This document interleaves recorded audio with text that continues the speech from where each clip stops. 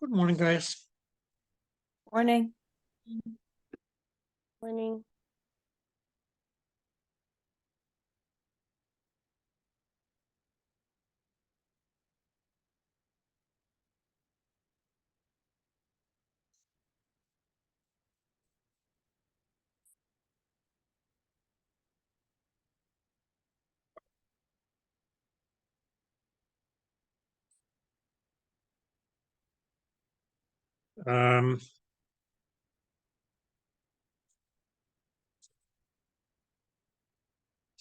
Before I proceed, does anybody have any questions?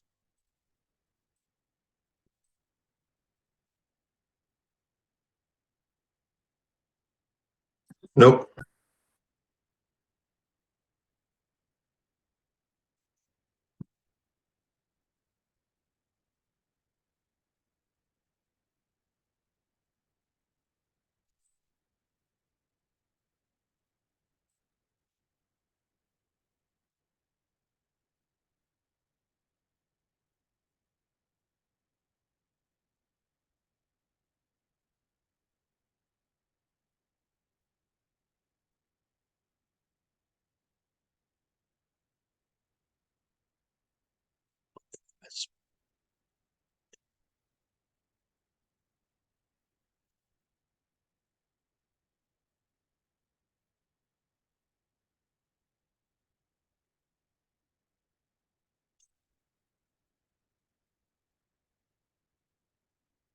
So we said blood. And the other name you said?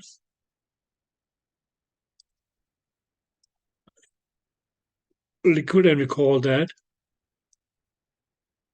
plasma. Okay. And we talked about, yes, okay, the different components that we had in plasma. You also said that mean, okay, yes, normally that will make up to 55% of the blood volume.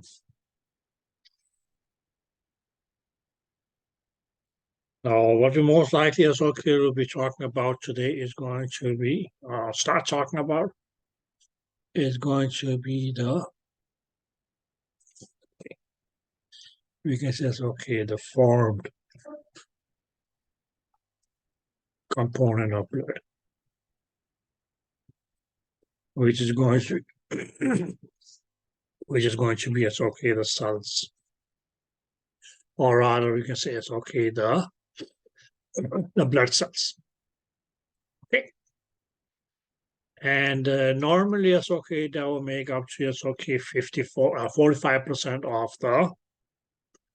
of the blood volume.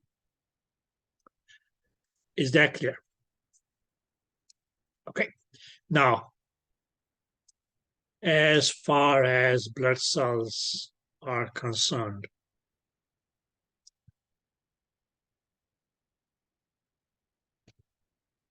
there are going to be, okay, three major types of blood cells.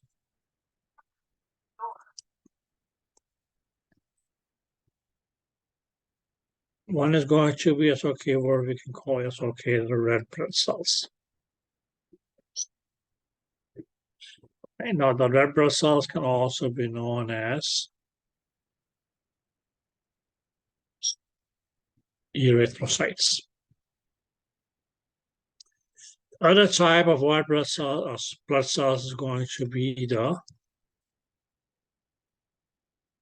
white blood cells, which we mainly, okay, also call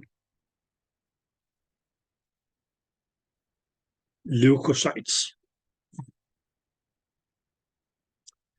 And the last is going to be, okay, what can be known as the platelets, also known as thrombocytes.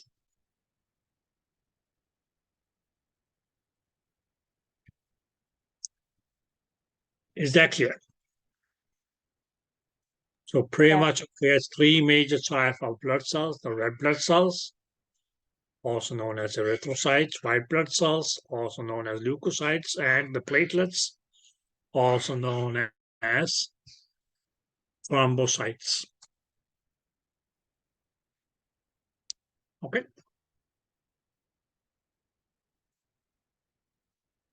Okay, guys. So let us, the major one that we'll be talking about is still going to be as okay, your red blood cells or erythrocytes. So let's mainly as okay talk a bit about them.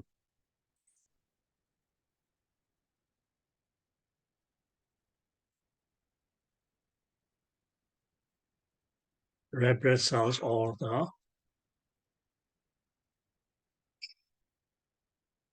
erythrocytes.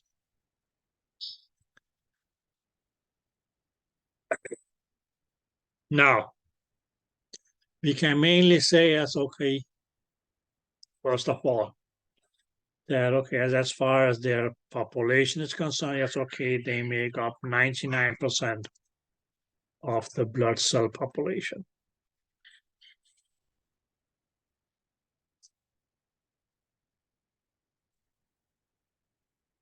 Okay, which mainly or mean, guys, that okay, yes, if we took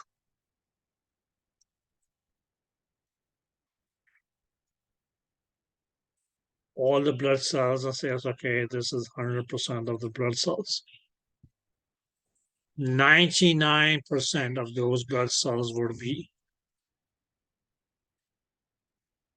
the red blood cells. Where we can mainly say, okay, that the remaining 1% is going to be made up of, okay, yes, of your white blood cells and platelets together. Okay, they will make up 1% of the entire cell or blood cell population. Is that clear? Yeah. Yep. So 99% of all blood cells are going to be red blood cells. Okay. When looking at, okay, body cells or so on, so on, so we can actually say that, okay, the red blood cell is going to be, okay, the second smallest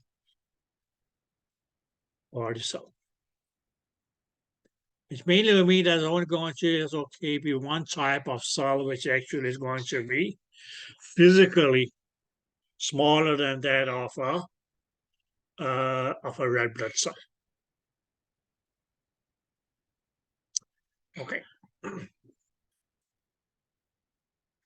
Is that clear? Yeah. Good. Now, the next point that we may talk about is going to be as okay, what is the function? What's going to be as okay, the primary function of the red blood cell? 99% of the blood cells population, if you want to call it, well, okay, yes, it's not just going to constitute 99% for fun. It's going to have, okay, as a function, and its primary function is to supply oxygen to the cells of the body. So when we earlier, yes, okay, I said that, okay, yes, when we talked about, yes, okay, the function of the cardiovascular system, and we said, okay, supplies oxygen to the body tissues. That oxygen was mainly as okay, well, that the blood was going to be able to supply it because it was going to be carried by the red blood cells. So had it not been for the red blood cells, well, okay, your tissues will not have been getting oxygen, if you want to put it that way. Okay, so its main function is to, yes, okay, supply oxygen to the cells of the body tissues.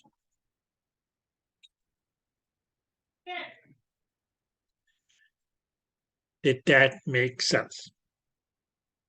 Yeah. Good. Now comes the question. How? Now, guy, we're going to, yes, okay, later talk about it, okay, in a later chapter when we get to that system, that, okay, yes, air is inhaled, gets to the lungs, okay? Okay. But in the lungs, yes, okay, as the blood is flowing, it's actually going to be, yes, okay, the red blood cells that, okay, yes, will pick up the oxygen from the, okay, in the lungs, from the inhaled air, okay? But that is mainly going to be because that the red blood cells actually has a molecule that will be able to just, okay, bind or catch onto or hold onto the oxygen. I mean, it's okay. So it's going to be as okay, it's okay due to a molecule in the red blood cell called hemoglobin. So what your red blood cells, we can say it's okay if you say that, okay, yes. If this, for instance, okay, here's a red blood cell. Okay. Now its main function was, okay, is to transport oxygen. But how? That was mainly because, okay, in the red blood cell was there a molecule that we call hemoglobin. And it's actually going to be as okay that the oxygen actually is okay will attach to the hemoglobin molecules. Clear? Okay. And as this red blood cell here, okay, runs through tissues in the blood vessels, what it may be doing is mainly as okay, it will be giving off oxygen to the tissues. Not free, because it is going to be an exchange. It's going to be an exchange between the tissues and the red blood cell. Now, when I say exchange, what does that mean? You give me something and I give you something in return, right?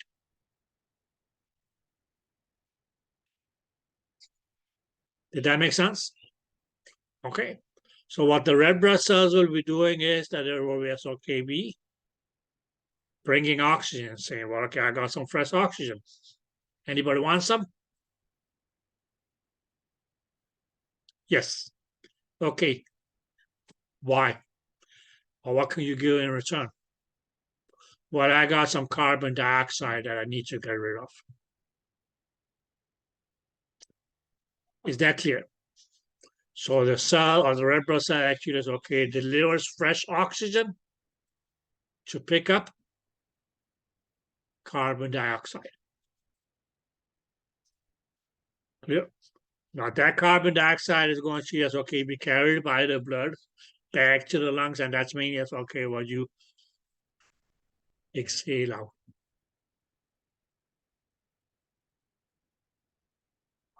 Okay. So even, yes, okay, in the lungs, yes, okay, there's a similar exchange. The direction is just opposite. Because in the lungs, yes, okay, what's going to happen? The blood will, let's say, okay, drop off the carbon dioxide to the lungs and pick up fresh oxygen.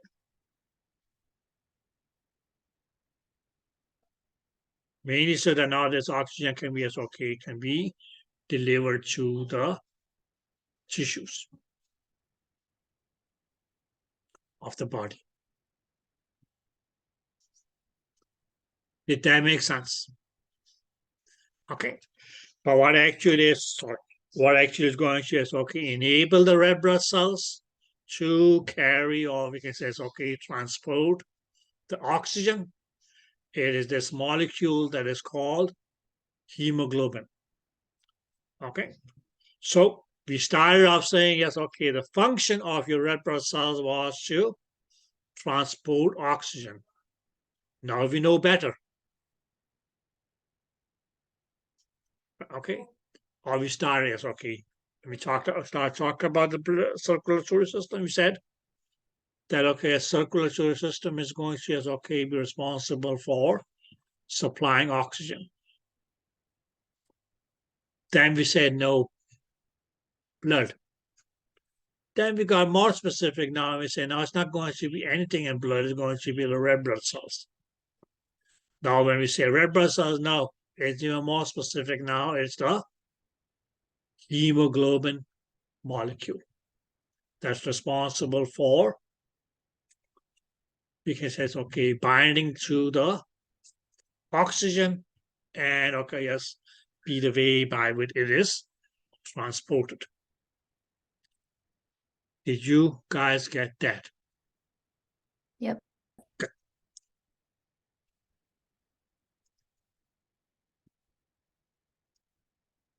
Now, guys, let's just talk a little bit about this hemoglobin here. Because, yes, okay, I said it is a molecule. Okay, so hemoglobin, yes, okay, it is going to be a molecule. Now, if you look at its name, yes, okay, it's made up of two things. So we can say it's okay. Hemoglobin molecule. Now, first we can say it's okay, what is it going to be made up of?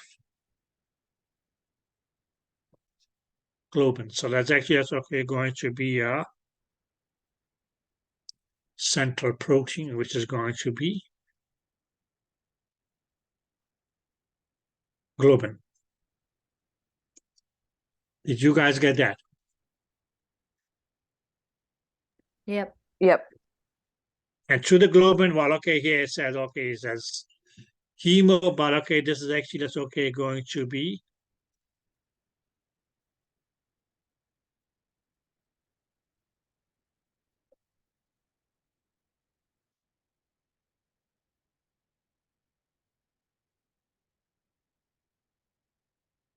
iron molecules.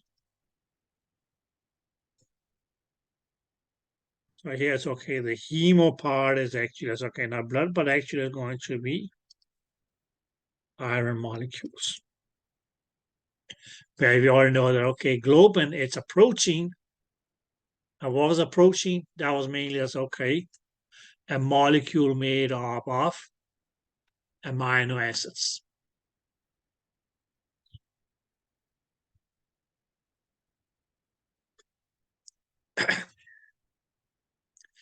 Did that make sense?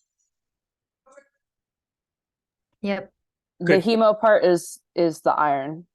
Yeah, Okay. as far as the name is concerned, right? Okay, so actually makes up the hemoglobin molecule is a central globin attached with, okay, to which is going to be attached molecules of iron. Did that make sense? Yeah. Good. Okay. Now, because okay, this is a hemoglobin molecule. Okay, structurally, the question comes: where does the oxygen go? Oh, let's say not go. Let's say it's okay. Where does the oxygen attach? And the oxygen that will actually it's okay bind with the iron.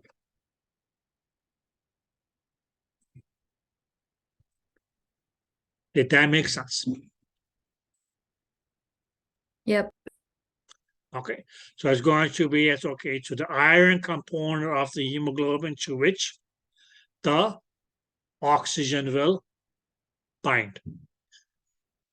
Okay, and now yes, okay, this red blood cell here is going to be able to yes, okay, transport XYZ number of oxygen molecules to the tissues.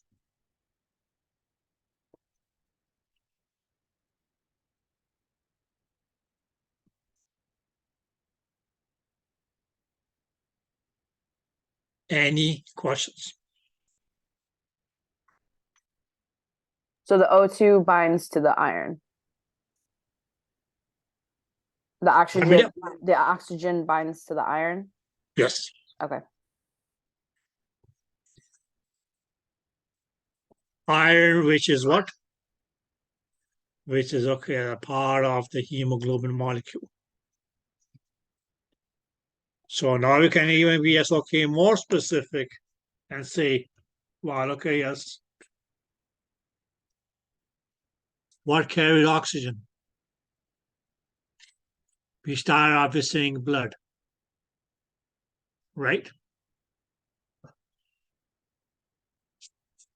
Then we said, no. It's not blood. It's going to be the cells of blood. No. It's not the cells of blood. It's the red blood cells. Okay. No. It's the hemoglobin in the red blood cells that transports the iron.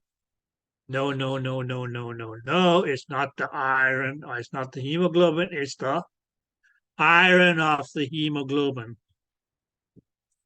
that transports the oxygen. Is that clear? Yes. Good.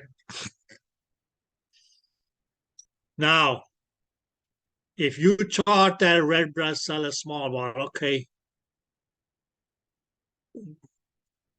I said earlier that, okay, as a red blood cell loss, okay, no, sorry. It's written here. Was, okay, the second smallest cell in the body. Clear? Okay. So forget about, yes, okay, being able to see, yes, okay, a red blood cell with your naked eye.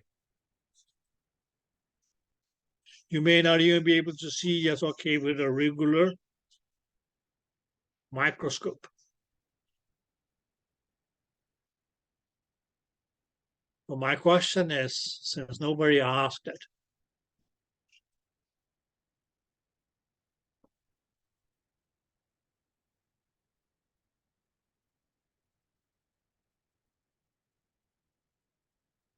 how many molecules of hemoglobin do we have in a red blood cell?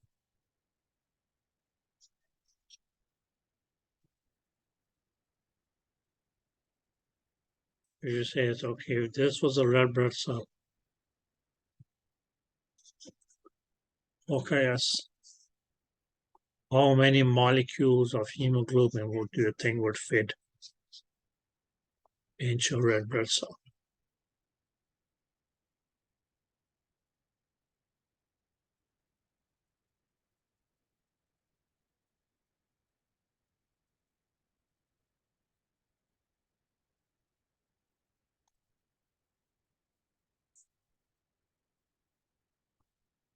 Yes, guys. A lot. Okay. A lot in terms of poly. Okay, my dear, are we talking of hundreds? Are we talking of thousands, 10,000s? Millions. Thousands? I don't know. I was just throwing something out there.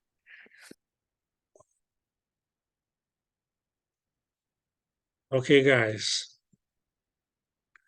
Now, I don't know who counted this, but yes, okay.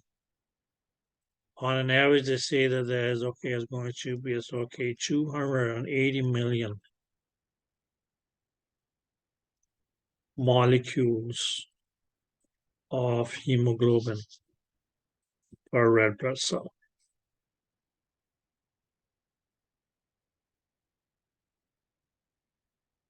Okay, and then you may ask, then, okay, how many red blood cells would an average person have? Well, okay, that's going to be in millions and billions.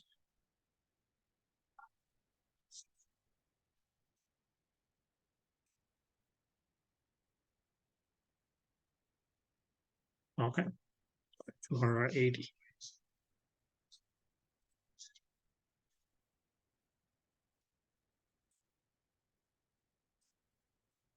$280 million molecules of hemoglobin in each red blood cell.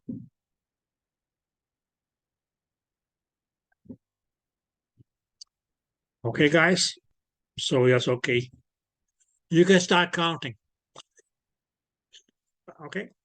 Now, 4 characteristics or features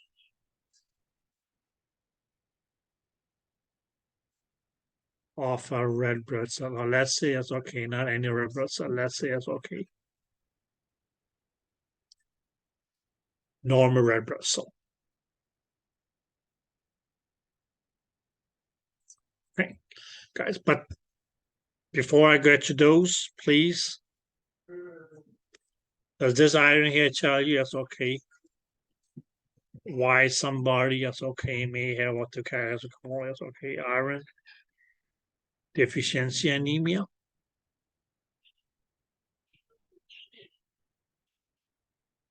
Mainly because it's okay. Either is it that okay, they have a low number of hemoglobin molecules in the red blood cells. But that rare is okay, molecule of hemoglobin may not have enough iron in either case. Okay, but here's what I mean. Says okay, yes, okay. Or you can put it this way and say, okay, iron, okay, that's a vital, or that's a necessary ingredient or ingredient for your hemoglobin molecule. Did that make sense? Yeah. Yep. Good. Thank you. Okay, guys.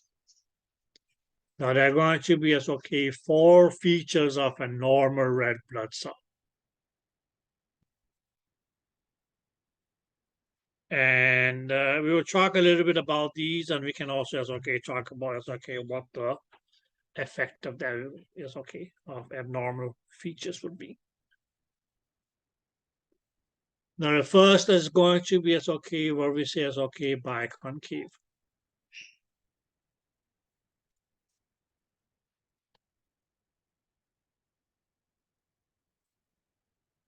So guys, usually it's okay if you see it's okay a picture or drawing or something like that of a red blood cell. You may see that okay as a red blood cell may look something like this. Okay, and this shape here is okay what they were referred to as being biconcave. You can mainly say it's okay bi, that mainly meant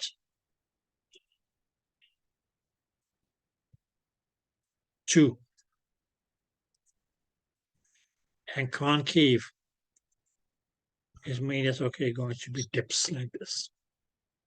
So you can actually see that okay, yes, the red blood cell has a concave dip here and a concave dip here.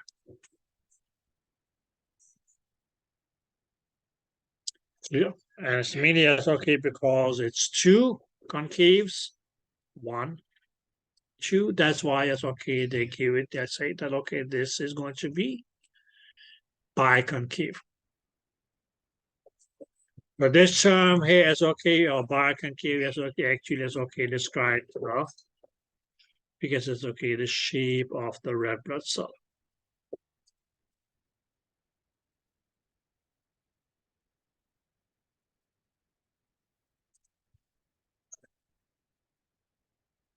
Did you guys get that?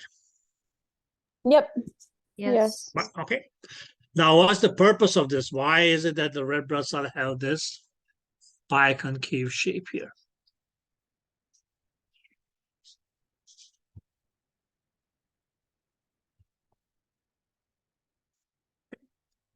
Now, guys, there are going to be as okay blood vessels which are very, very, very, very, very small. We actually just okay end up calling those capillaries. Clear? Okay. Now when I say it's okay, very, very, very small, that's going to be it's okay that the passage through which it's okay, through which the blood cell is going to pass through is so narrow. So what this biconcave shape here actually is okay gives the blood the ability to do is actually is okay to be able to squeeze through or maneuver through yes okay those narrow capillaries without rupturing.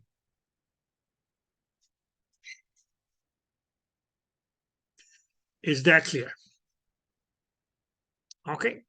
So that's just okay. We can say it's okay. The primary reason that your red blood cells have this very characteristic shape, which is going to be biconcave, which may mean that it has a dip on either side.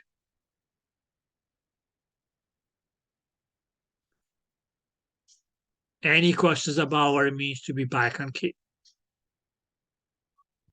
Nope. Okay, and I hope you guys also that's okay got what the you can say it's okay. Educated guess upon it's okay why this it's okay this shape here was vital for the red blood cells.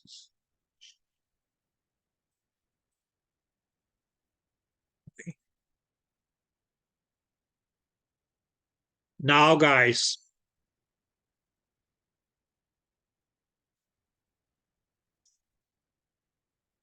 another feature of the red blood cell is that, and okay, as I may say something which may, it's okay, make you guys scratch your heads. But it's okay, your red blood cells are going to be, it's okay, what we can call it's okay, anuclear.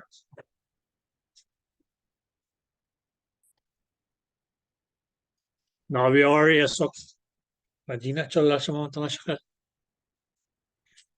okay, now what the word A means, or what the prefix A means was no.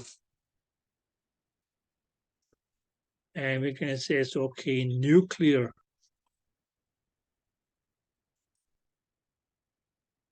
is going to be as okay pertaining to the nucleus. So guys, your red blood cells actually is okay are going to be considered to be anuclear because that the red blood cells does not have a nucleus.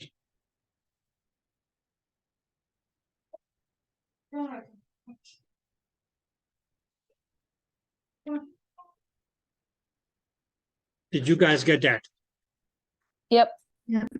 Okay, so it's going to be as okay one of those kind of cells where we don't find a nucleus. Now, if you just guys go back to it's okay here. Okay, where we say, well, okay, yes, we had red blood cells, we had white blood cells, we had platelets.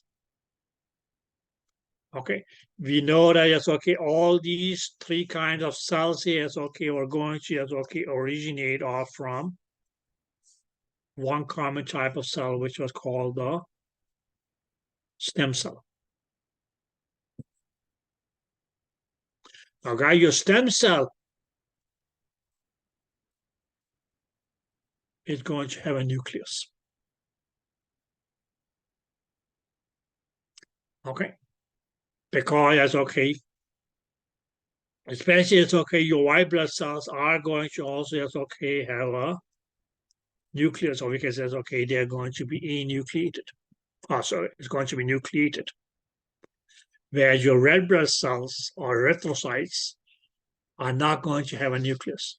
So what actually happens in the process of what we can say is, okay, that this white stem cell here actually is, okay, becomes a red blood cell.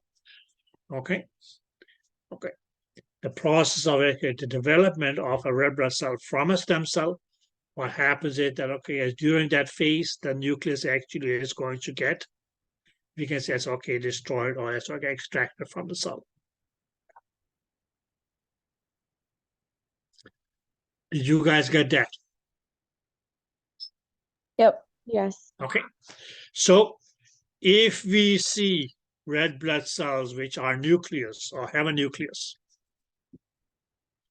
that will mainly mean that, okay, so we say, for instance, okay, if a red blood cell has a nucleus,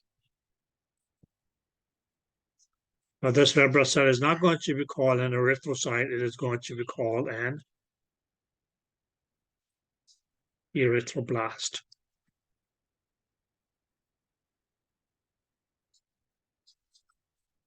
I mean, that's, okay, said that when we talk about blood cell, that, okay, when you see a word that's, okay, as a suffix, blast, especially as, okay, following a cell type or tissue type or whatever, that's going to be premature.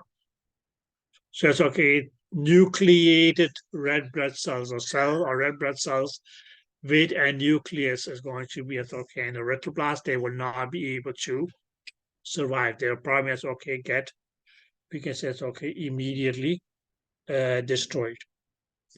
But as per nature, yes, okay, the red blood cell is going to be anuclear, which mainly means that they do not have a nucleus.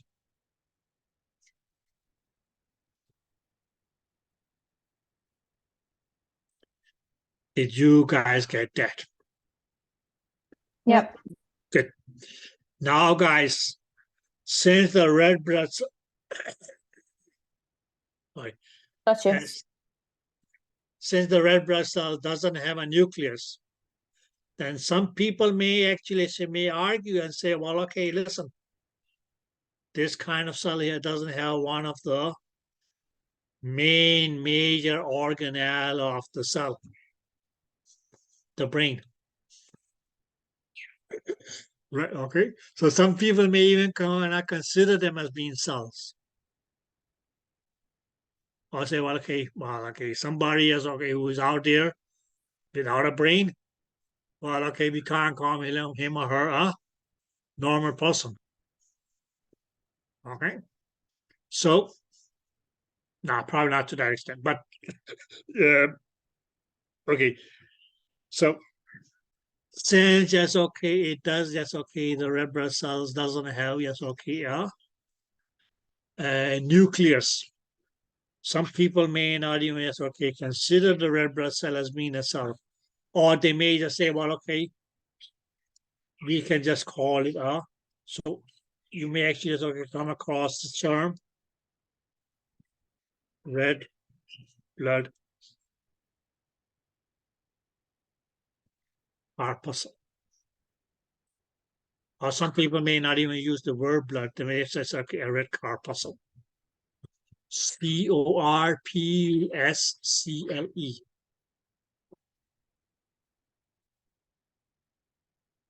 Okay. Yeah, okay, as the word corpuscle here is, okay, practically as, okay, just mean body. Okay. So yes, okay, you may come across the word red corpuscle and go and say, oh, and are going to scratch your heads and say, what the is that? Well, okay, guys, that's just going to be, okay, another name for the red blood cells. Clear? Okay. But yes, okay, they chose not to call it as, okay, a cell because they said, well, okay, it can't be a cell because it doesn't have a nucleus. Is that clear? Yep. Okay, so just, okay, just an alternative name for your red blood cell.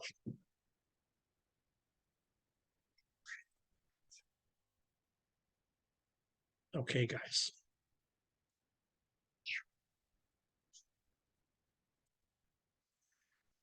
Next feature of a normal red blood cell is going to be that, okay, yes, it will be considered to be as, okay, normal cytic. This is the next feature of it? Yes, my dear. Okay. Of a normal red blood cell, right? Okay, so the main is, okay, just call it as, okay, normal cytic. Now, if you look at the word norm here, it's okay, that just comes from being normal or pertaining to normal, right? Okay, is that clear? Yep. And cytic, you will say, oh, okay, cytic is, okay, pertaining to cell. So, of course, that's okay. That would be as, okay, a normal feature of a normal red blood cell. But what that this is, okay, normal cytic here is, okay, pertains to or refers to is if a red blood cell is considered to be as, okay, normal cytic, is the size.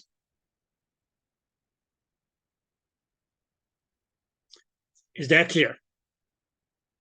So we can mainly says, okay, a red blood cell which is of the normal size is going to be referred to as normocytic. Whereas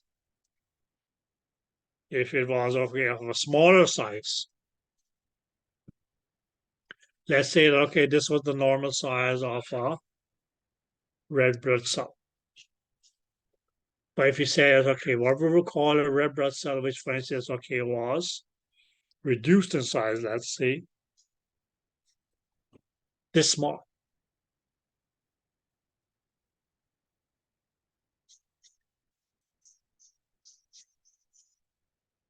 Right, okay. That would actually, as, okay, be called microcytic. Actually says, okay, that the word micro actually is, okay, means small. Cytic, yes, okay, again, is, okay, pertaining to the, as, okay, when explaining, is, okay, the size of the cell.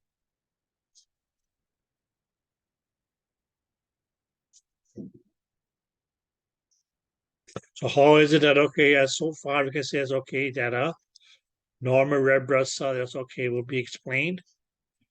It will be biconcave, it will be anuclear, it will be normocytic, mainly because, okay, it has the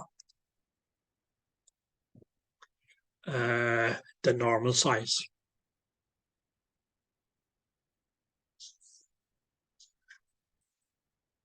Which is 0.0077 millimeters.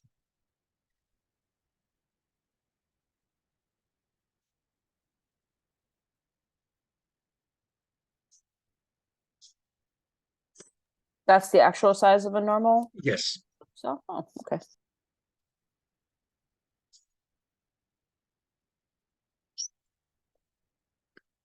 So it's actually, it's okay that we can say it's okay the 10,000 size, 10,000 of a millimeter. Clear? Okay.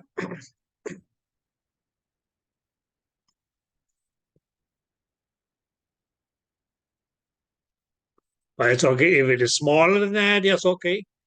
If a red blood cell is smaller than a normal size, it's going to be, it's okay, referred to as being microcytic. Right. Where we, on the other hand, can say, okay, what if it was increased in size, greater in size than the actual size?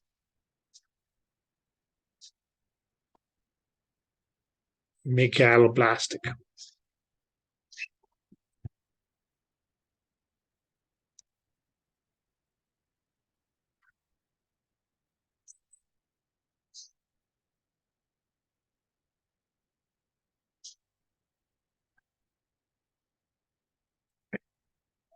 So So far, we can say it's okay. Biconcave, which describes the shape. Anuclear, which mean that yes, it doesn't have a nucleus. It's going to be as okay. Normal sitting because it's okay, the size is okay, as fits into it's okay. We consider the normal limits of the size of a red blood cell. Any questions?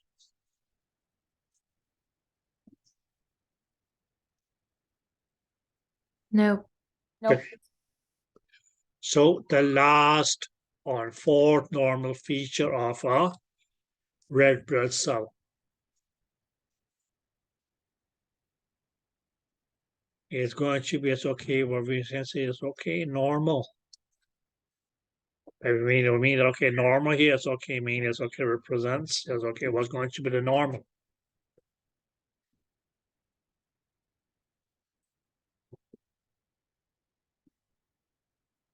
Chromic.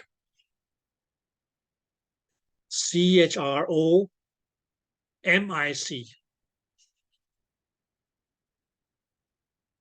Like I said earlier, it's okay, the word norm or normal, or reference is okay. Normal. Chromic here is mainly as okay, we can say it's okay, meaning going to is okay, reference to is okay, the color, or what we mean is okay, called tint.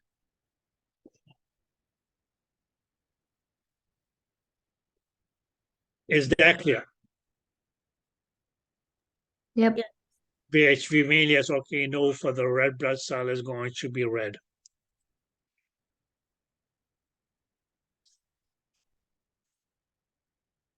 Okay.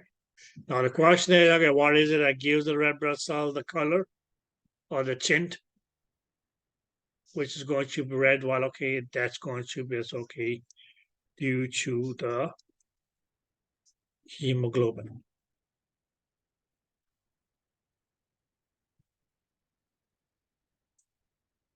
So the hemoglobin, guys, is not only as okay the molecule within the red blood cell that does the job for the red blood cell, which is to transport or carry the oxygen. It also is okay, gives the red blood cell its color. Clear? Okay. And what's going to be as okay the normal color of your red blood cells?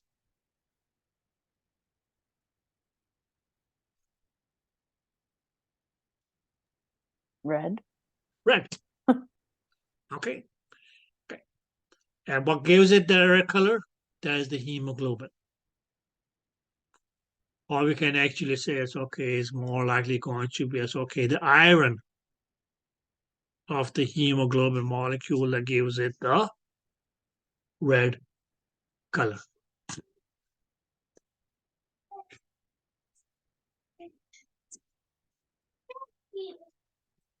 Any questions so far?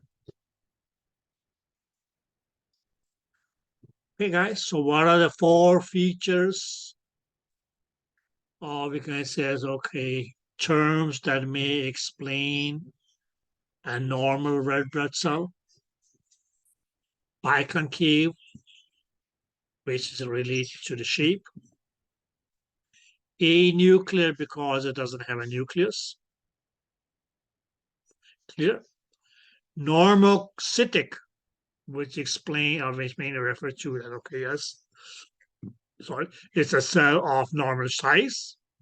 And normochromic, which mainly mean that okay, it's a cell with the natural red color. What gives it this color? It's mainly going to be the amount of hemoglobin in the red blood cell.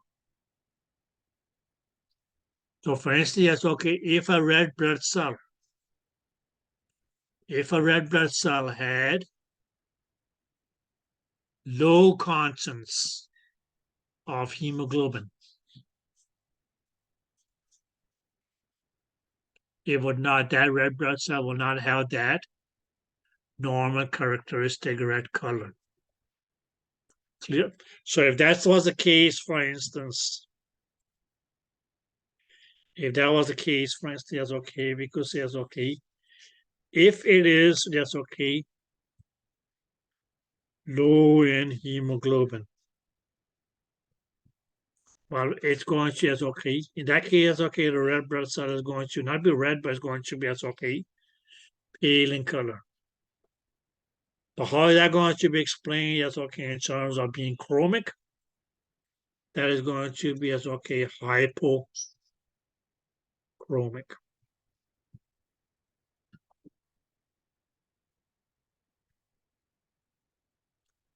Did you guys get that? Yes. Right, okay. Now, guys, I might have, okay, actually, it's okay here, I have written two terms. Microcytic, which meant that, okay, the red blood cell was too small in size, and hypochromic. Okay, these two features here.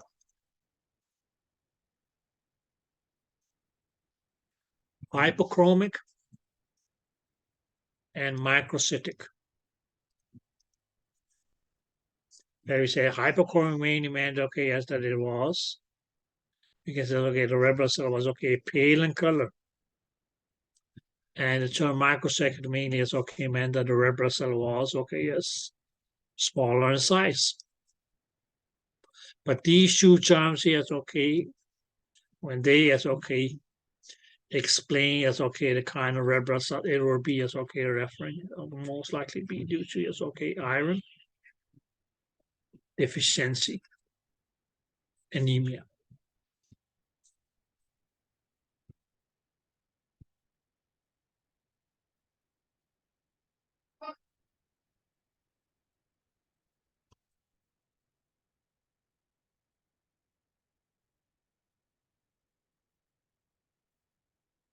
Is that clear? Yeah.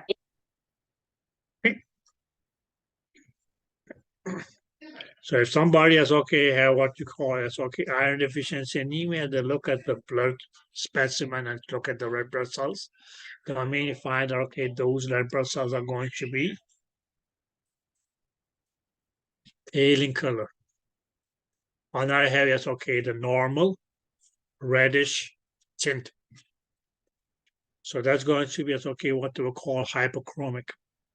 But those red blood cells are also going to be smaller than a normal red blood cell. But that actually is okay, OP is okay, microcytic. So that means that's okay, explains that's okay what we can call, or that's okay, feature your iron deficiency anemia.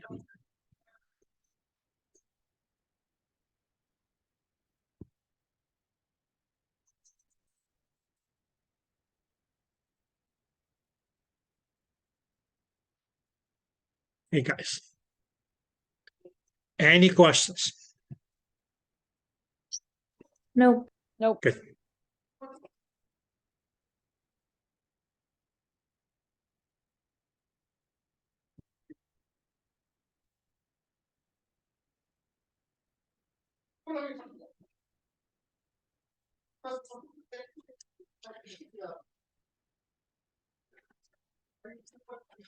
Okay, guys, so we can say it's okay. Okay. The normal life cycle of a red blood cell is anything between yes, okay, life cycle, lifetime, sorry, is of a red blood cell is anything between yes, okay, 190, 109, sorry, 90 to 120 days, sorry. Or we can say it's okay, 3 to 4 months.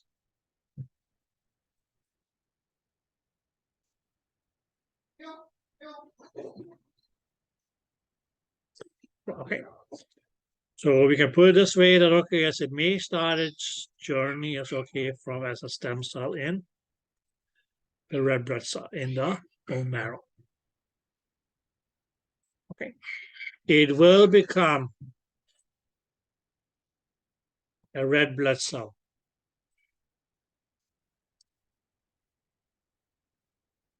as a result of the process called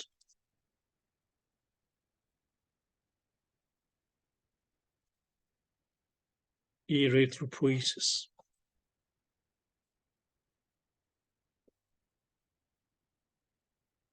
Yep.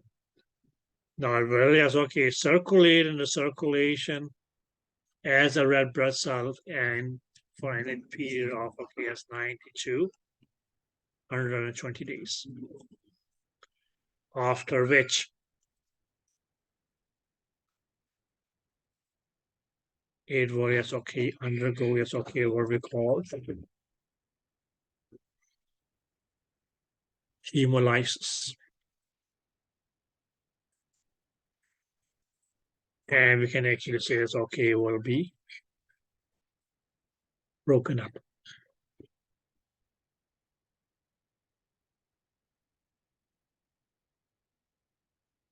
Is that clear?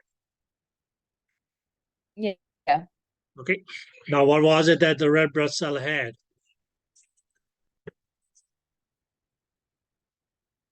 We could say, yes, okay, that it had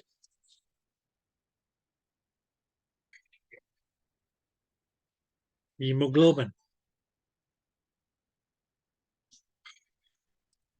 Now, what's going to happen to this hemoglobin here is that it actually is okay, will also break down and become a large part, which is called bilirubin.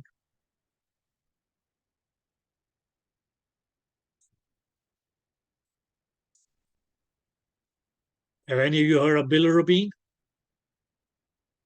Yeah. Yep. Okay. Which we can say it's okay, actually is going to be, it's okay, a waste product derived from hemoglobin. Now, if you look at the word bilirubin, you may think of bile. So this bilirubin, which actually came from, is okay, broken down hemoglobin from broken down or hemolyzed red blood cells, actually is going to be, as okay, become a vital component of your bile. Okay. Now, the further details about, yes, okay, what bile will do, we will talk about that in the digestive system. But primarily, as okay, bile is going to, as okay, be responsible for the digestion of fats. Is that clear? Yep. Okay. Second is, well, have you guys wondered why, yes, okay, the poop has the color that it has?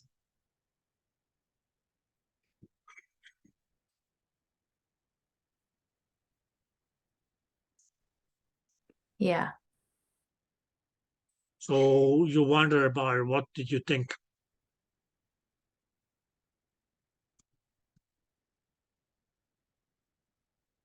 I don't know. You don't know. It's actually the bilirubin.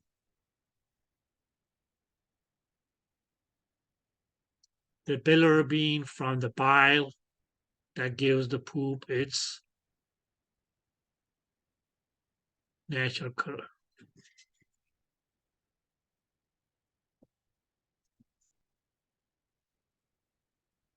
So even though it's okay being a waste breakdown product from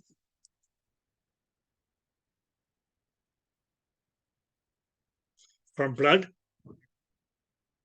right? Okay, the bilirubin is okay on its way out. Do yes, okay, something, or because it's okay perform some function.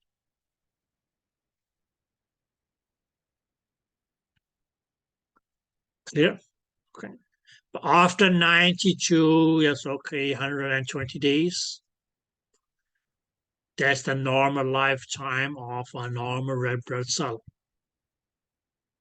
If we say, well, okay, it's a nuclear biconchave, normocytic, normochromic. it will eventually, it's okay, break down by the process that we call hemolysis. Mainly, it's okay, just to, it's okay, get replaced by new red blood cells. Yeah.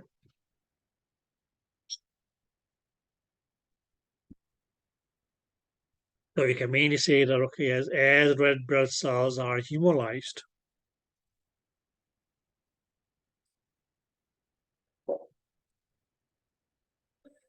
the stem cells in the bone marrow are going to just, okay, get a signal that would tell you, it's okay, these stem cells here, it's okay to form more red blood cells. Or it's okay, carry out, it's okay, what we can call it's okay, erythropoiesis. This is me as okay, a specific formation of the red blood cells. Mainly it's okay due to it's okay a substance called erythropoietin.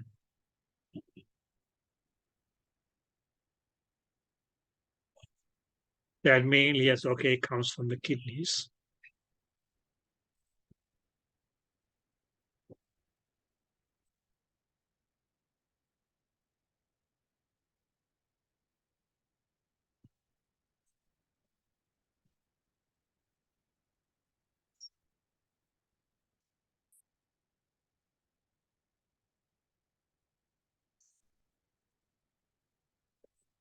Did you guys get that?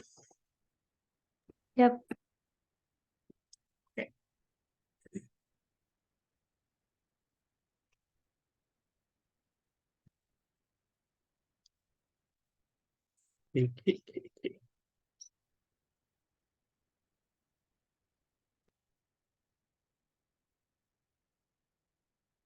Now, guys, let's just briefly, let me see. Is there anything else needed to?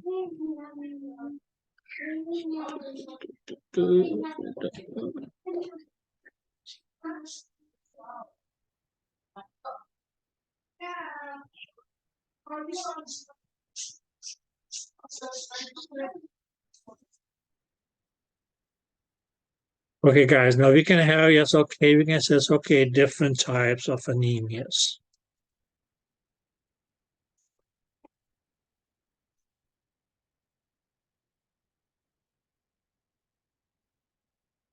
That can be, yes, okay, what they will call, yes, okay, aplastic anemia.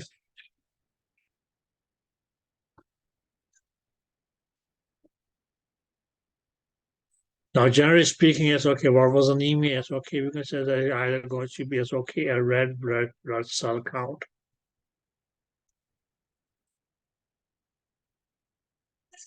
which we mainly can say is okay or B due to quantity.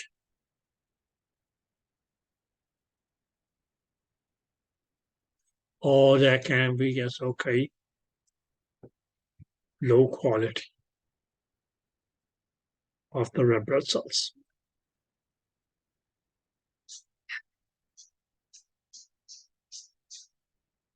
Now, when we say aplastic, A just meant no. Plastic here was for formation of cells. So mainly it's okay a kind of anemia that develops if your bone marrow is not able to produce red blood cells.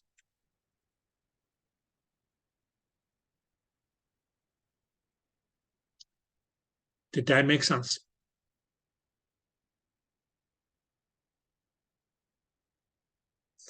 Yes. You said the bone marrow is unable to produce red blood cells, right? You can put it this way. Oh, okay. Okay. Now, what may cause that? Different drugs. Especially, it's okay, drugs for, you can say, it's okay, cancer, chemotherapy, and things like that. Certain antibiotics, that's okay. It may also cause it. Okay. Now, as a question, is this permanent or temporary? Hopefully, it's okay. In most instances, okay. Thankfully, it's okay. It's okay. Temporary, as long as the patient is being given or taking those drugs or medications. But mainly because somebody is not able to produce red blood cells to replace the red blood cells that are getting continuously destroyed because they live their lifetime. Okay, that would be what you can call aplastic anemia.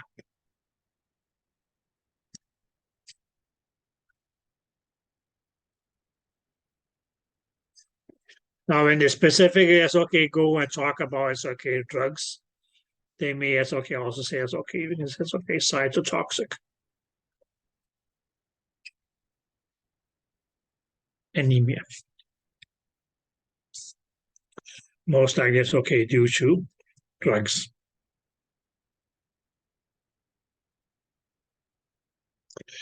We can say another kind of anemia is we can say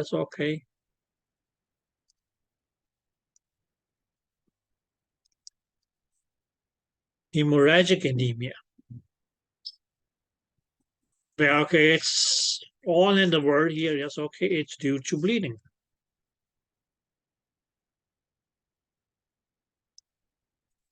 Okay. Somebody becomes anemic mainly because he or she is lost. It's a heavy amount of a heavy volume of blood.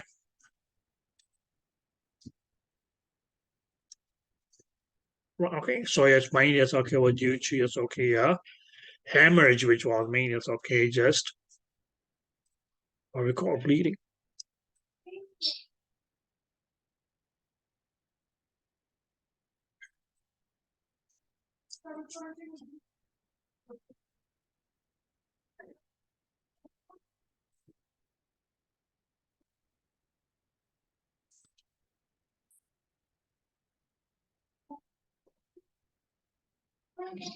Then maybe we can say anemia is due to nutrition.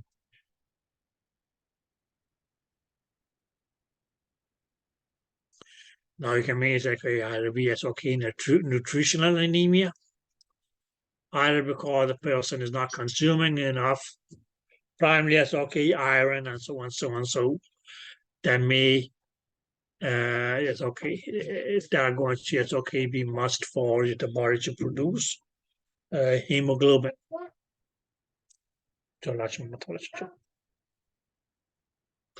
Okay.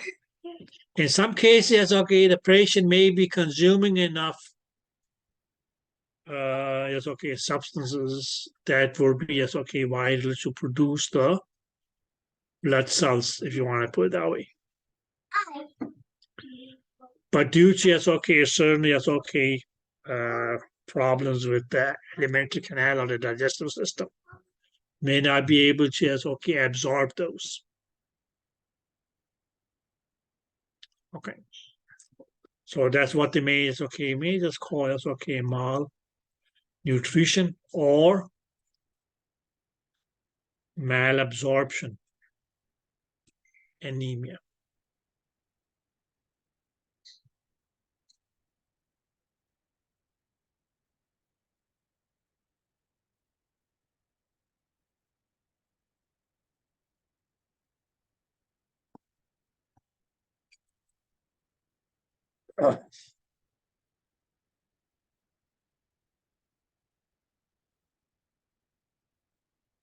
Because there's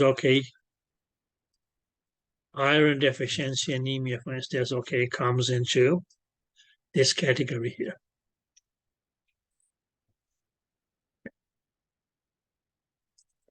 Now, guys, some of you may have heard of what they call sorry.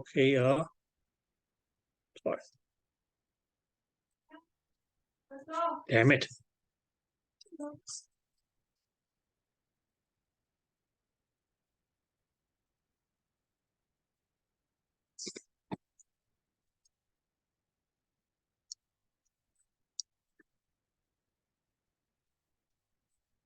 Sickle cell anemia.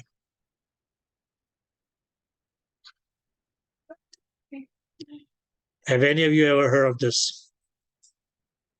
Yeah. Okay.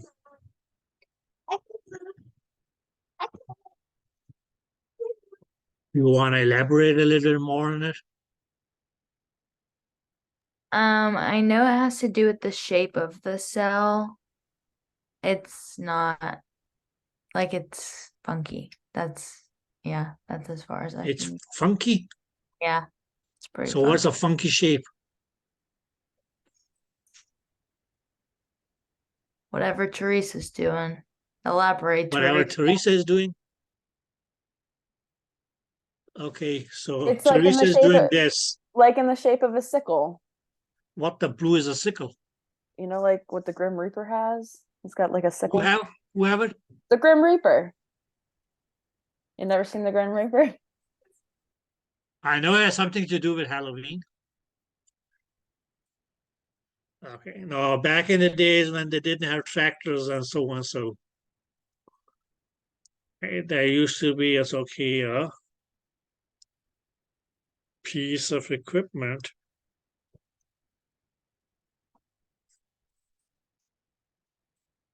shaped like this.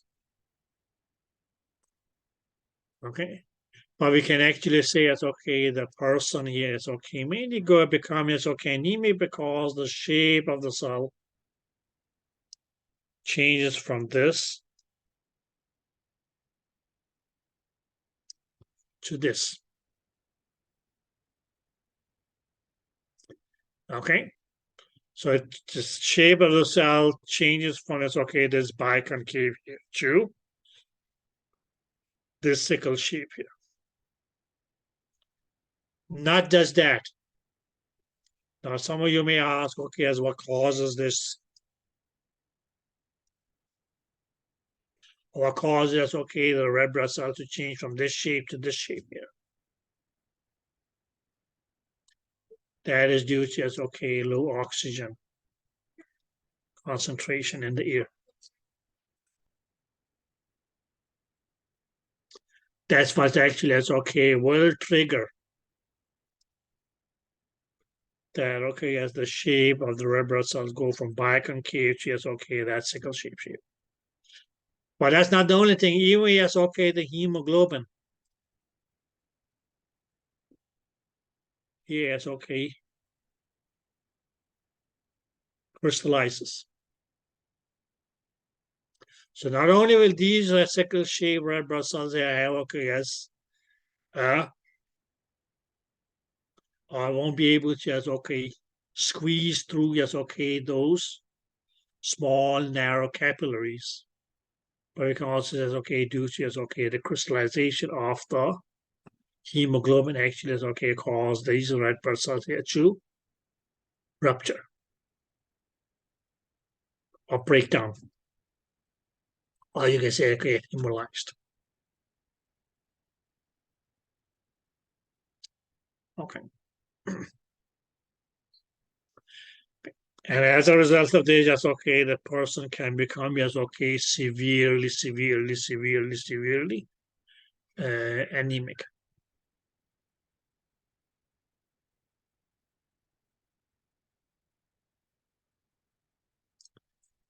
Any questions, guys? No.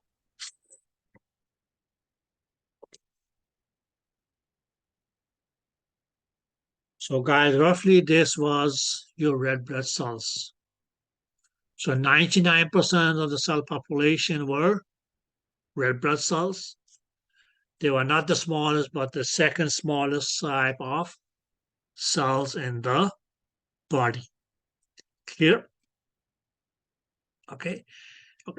They were derived from stem cells. Okay. But what happened to them is, during that development from stem cells, they became anuclear. They also go into the shape of being biconcave. We consider them to be normocytic if they have the normal size. And normochromic, if they have the normal tint or color. Did you guys get that?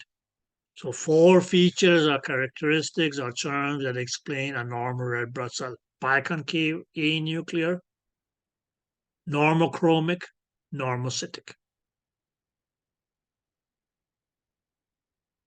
Clear? Okay.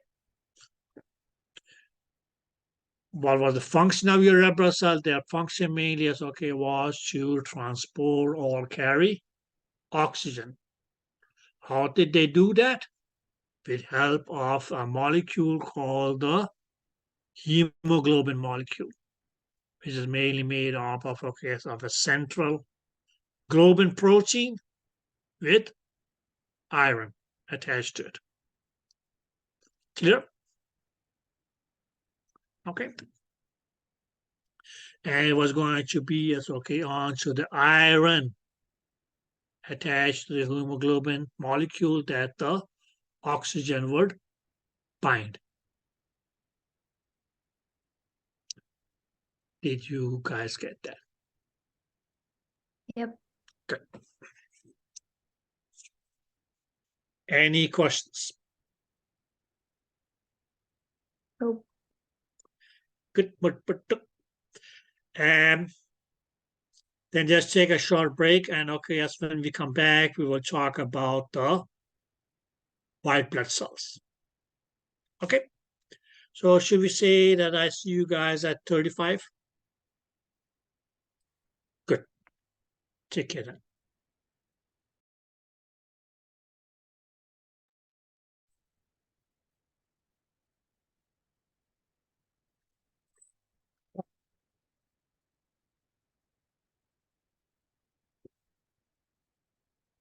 Welcome back, guys.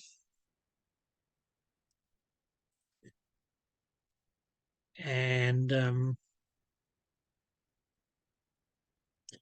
before we continue, does anybody have any questions? Nope. No.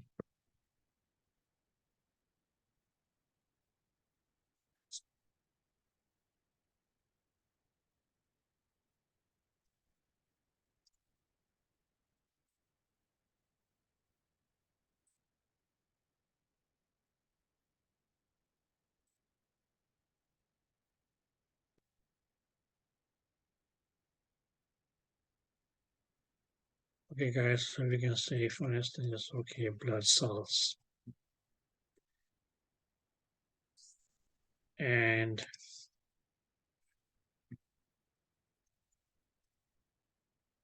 we already talked the red blood cells. Okay. Now, guys, the next kind of blood cells that we can talk about, or are going to be talking about, is going to be the white blood cells.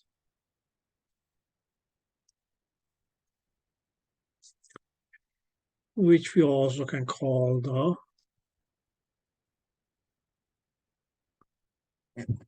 leukocytes.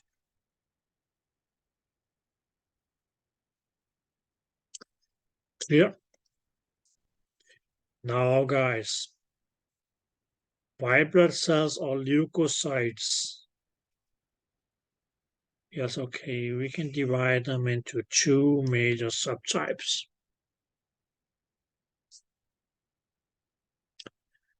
One is going to be what we can call the granulocytes.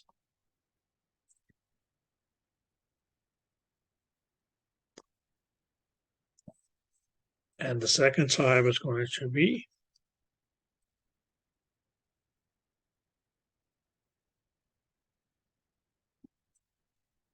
agranulocytes.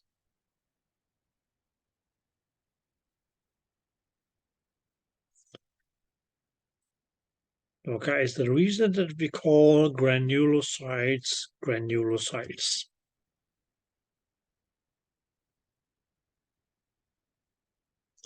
It's mainly because if we look at them, if we see them, we actually will see that, okay, yes, these are going to be cells which has, okay, yes, what you can call granules. Now, these granules, what these granules actually are going to be as, okay, are actually going to be as, okay, small vesicles, which mainly as, okay, will contain a substance that these white blood cells here, as, okay, will use to perform their jobs. Okay, there we can say it's okay, and agranulocyte is mainly called an agranulocyte because they don't have granules.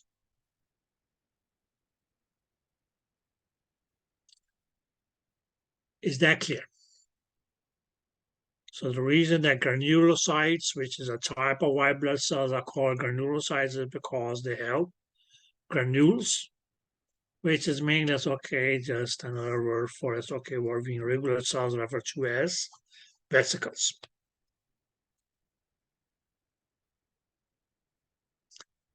And agranulocytes, well, okay, are called agranulocytes because they do not have these granules.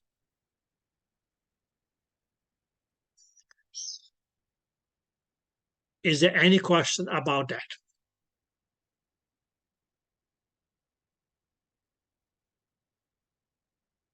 Nope.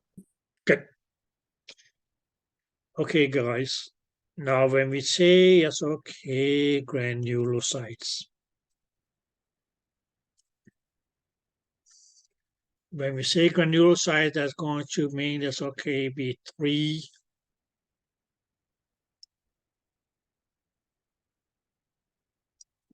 basic types, mainly going to be three types of cells or white blood cells, which comes under the category being granulocytes. Now they're going to be respectively as okay.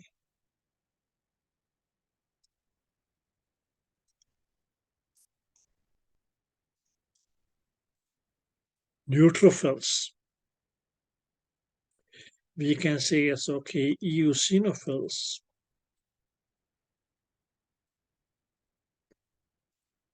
And basophils.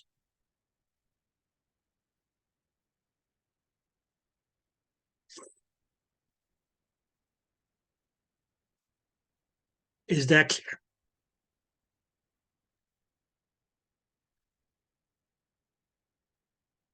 So the three types of granulocytes are going to be neutrophils, eosinophils, and basophils. And some of you will say, well, okay, Mike, so does that mean that they are not cells because they don't end with the word cyte? No, they're still going to be cells. Okay?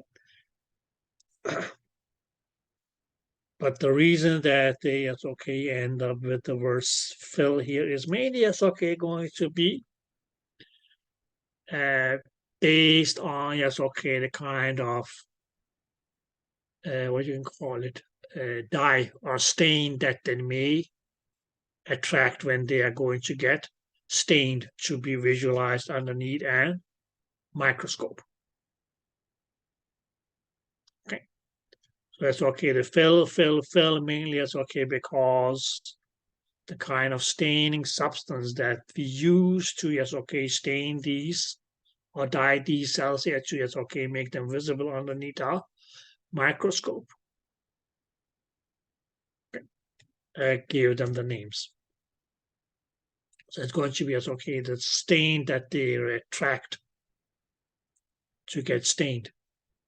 That made it basophils, eosinophils, and neutrophils.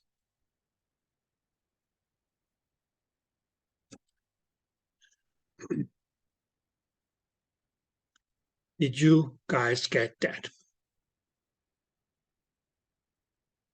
Yes. Good. Now we can just, okay, just for now, briefly, it's okay, just say it's okay, what are our two or what are our types of agranulocytes?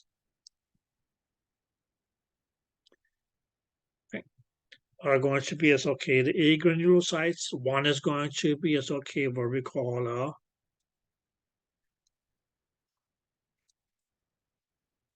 lymphocyte.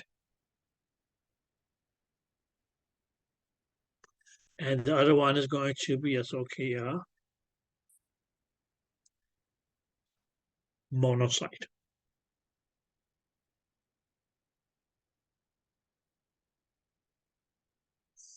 Okay. So these are going to be as okay the two major types of A granulocytes.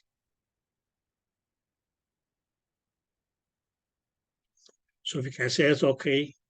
We had white blood cells, also known as leukocytes. They could be divided into two major groups, the granulocytes and agranulocytes, where, okay, as the type of cells which were granulocytes were respectively neutrophils, eosinophils, and basophils.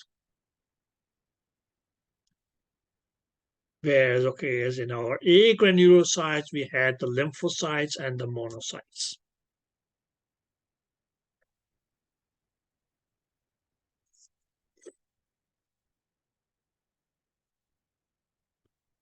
Did you guys get that? Yep. Okay, Larry, guys. As a whole, as we said, okay, for the red blood cells, okay, the major function was to just, okay, transport. Oh, sorry. Was to transport oxygen. Then comes the question, okay, yes, what is the main function of the red blood cells? Now, guys, it's going to be unjust to say, yes, okay, fighting infection, because they do more than that. So we can mainly, yes, okay, say that, okay, yes, the main job is going to, the last job is going to be, yes, okay, we can say about providing, yes, okay, the body with immunity. Providing immunity to the body.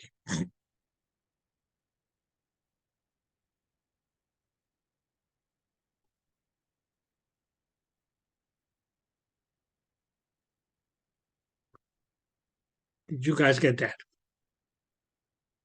Yeah.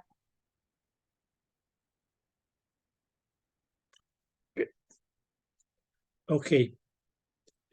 Now, guys, out of all our, yes, okay, we can take them up one by one. Now we can, for instance, say, yes, okay, if we go to, yes, okay, I'll start off with our neutrophils.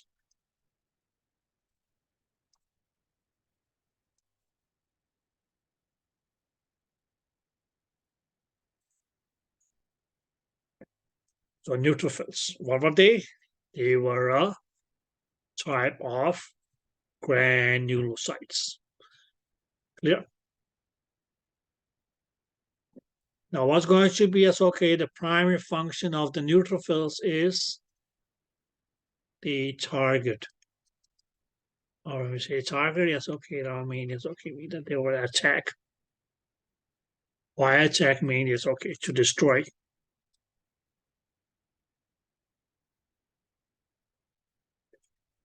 Bacteria.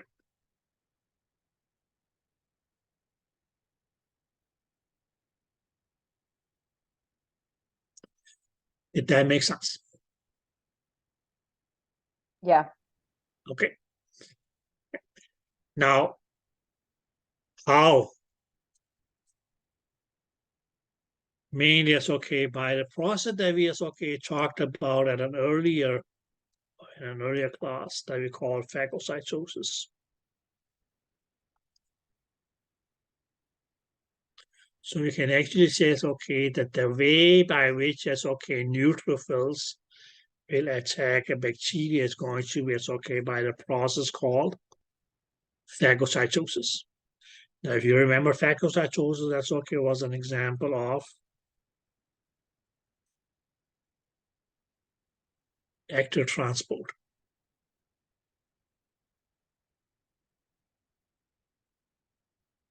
Okay, where we can mainly say that, okay, yes, if we, for instance, okay, had a neutrophil,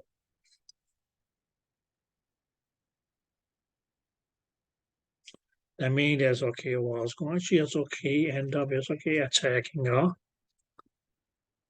bacteria. Well, okay, first of all, yes, okay, this neutrophil is okay will be attracted, sorry, towards the bacteria by a mechanism called chemotaxis. Because mainly it's okay going to just okay move towards a chemical signal released by the bacteria. But what actually is okay happens to the neutrophil as it starts getting closer to close to the bacteria is that okay as it will start. I mean it's okay changing its shape in the sense that okay as it may as okay extend out these arm-like projections here. And actually it's okay ending up, or we can call it okay engulfing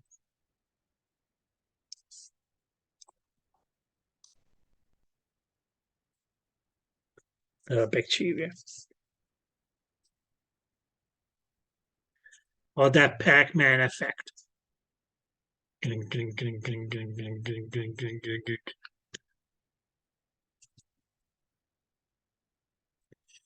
that make sense?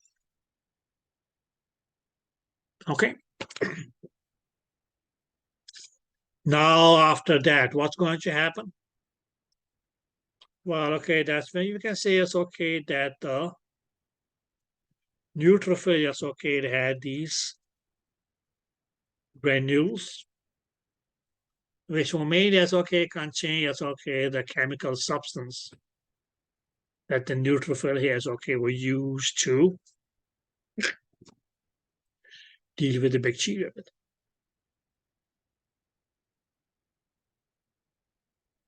Okay, so that's mainly as okay how phagocytosis happens.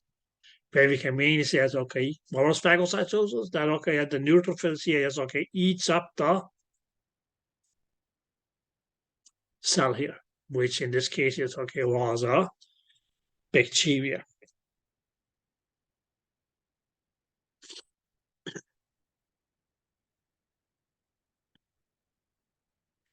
Did that make sense? Yeah. Okay. But, as a result of phagocytosis, or we can say you can say it's okay, as a result of chemotaxis, your white blood cells, that's a unique feature that okay, only as okay is, you can say it's okay, going to as okay be relevant to the white blood cells is that they actually as okay will have to leave the bloodstream. Okay, if your red blood cells leave the bloodstream, that's what you call a bleeding. Yeah. Okay. So your white blood cells mainly as okay will need to leave the bloodstream to as okay to do their job.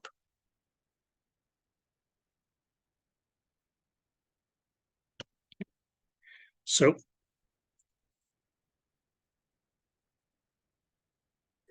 we can say that okay, yes, this was a blood vessel. We can say it's okay, we have the red blood cells. We can say it's okay, we have, in this case, it's okay, we say okay, the neutrophils, for instance, as well. But there's going to be as okay a bacterial infection here. Now for the neutrophils to be able to as okay deal with this bacterial infection, they got to leave the bloodstream. into the tissue, and actually it's okay. Sorry.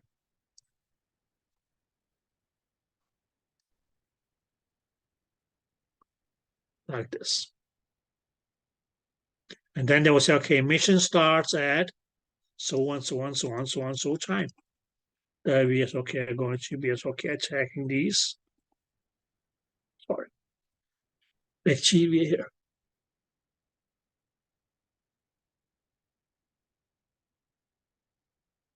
So actually it's okay, what may happen is the bacteria may also fight back. So it's not going to be a one-sided war. So what do you have? Kill bacteria, kill white blood cells, and okay, as when there's cross-fighting between two forces, what is going to happen? Destruction of the buildings and so on, so right? Okay, so some damage to tissue.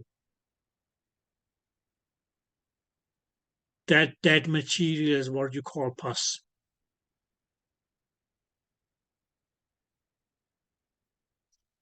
Did that make sense?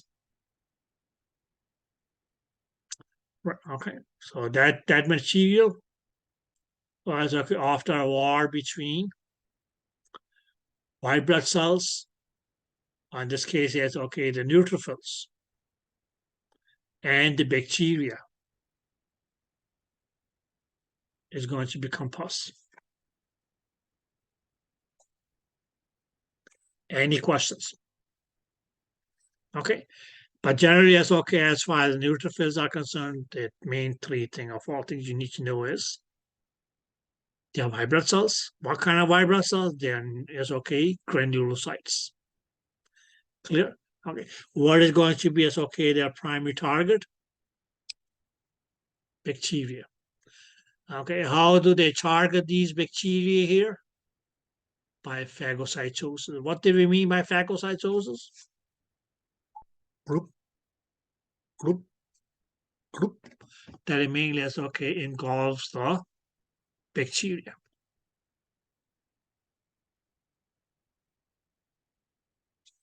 Any questions? No.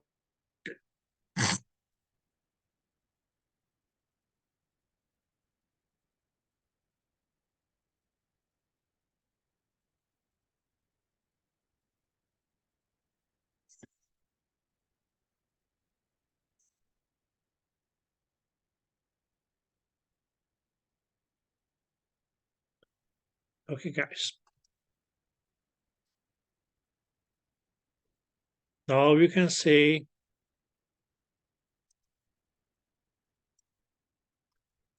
the next kind of, yes, okay. So we can say, okay, what do we say about the neutrophils was?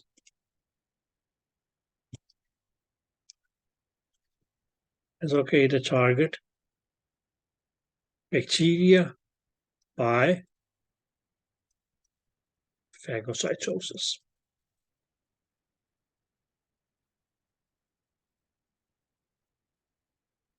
Now, eosinophils.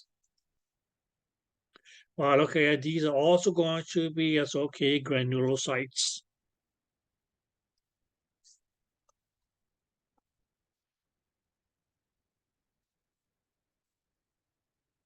First of all, yes, okay, we're also granulocytes. Okay, guys. Now, what these here, yes, okay, mainly may target is going to be substances like parasites and worms.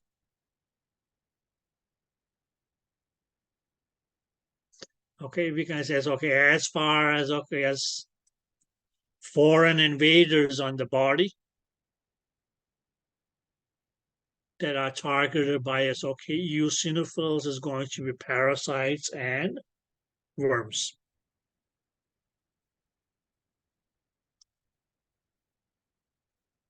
Is that clear? Yeah. Good. Now, Your eosinophils, they are also going to be as okay, what we can call as okay, being anti-inflammatory. Now, inflammatory is mainly as okay, just pertaining to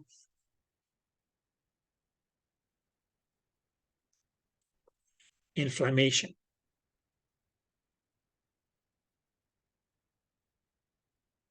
And what I mainly have said earlier is that, okay, as inflammation, well, okay, we can say it's okay, is the body's first response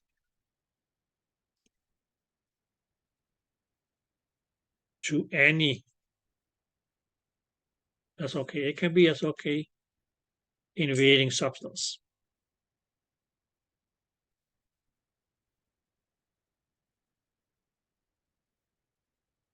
Yeah.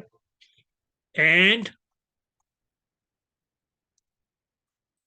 trauma.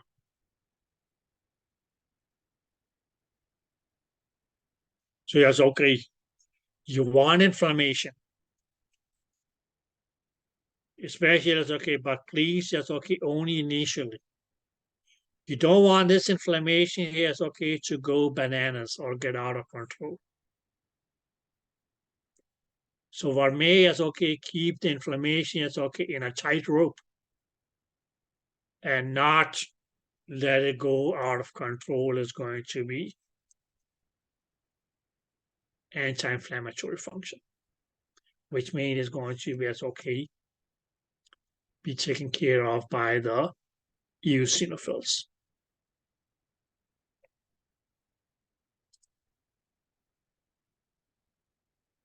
Is that clear? Yep. Good. Yeah. Can you just repeat what's in parentheses really quick? That's going to be as okay, your body's first response to any invasion of any obstacles. Thank you. Clear? Okay. Or you can mean it says okay, anything that your body doesn't recognize as something that belongs to the body. Okay. And you is okay, trauma, yes, okay, you hit your finger with a hammer, you strain an ankle, things like that. Okay. The immediate changes that you see as okay due to that trauma is going to as okay be due to inflammation. So you can say it's okay, anything which is not normal that happens to the body is going to as okay, you can say it's okay, elicit a first response, right? That first response will be, roughly speaking, as okay, inflammation. Did you get there, dear? Yeah, thank you. Okay, good, no problem. Now, another thing, because it's okay, what we actually is okay may start, or actually, what we actually see more and more and more of is that okay, yes, or actually is okay. That you can say is okay. You can say another development of okay, a new kind of drugs to treat asthma is okay, yes. That okay, yes, and yes, okay, eosinophils may also yes, okay, be seen in allergic reactions, and especially as okay for certain asthmatics. So that's okay. Not only do they fight things such as bacteria, parasites and worms. Not only are they anti-inflammatory, but they may also as okay elicit certain allergic reactions.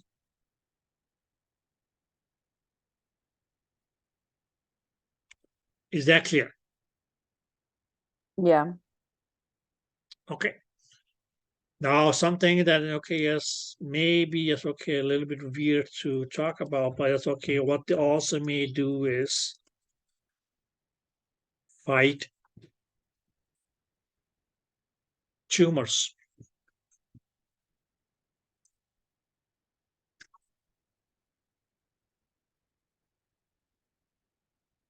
So we can say it's okay that they actually is okay also may fight tumors. In the sense, yes, okay, okay. Should be taken with a grain of salt. Does that mean that they are, yes, okay, anti-cancer drugs? No, not really, or substances.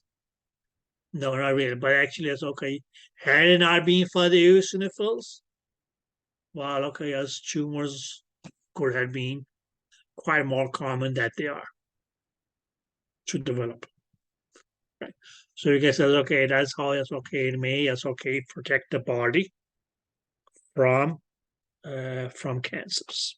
Or it's okay, help the body fighting cancers or tumors. Did you guys get that?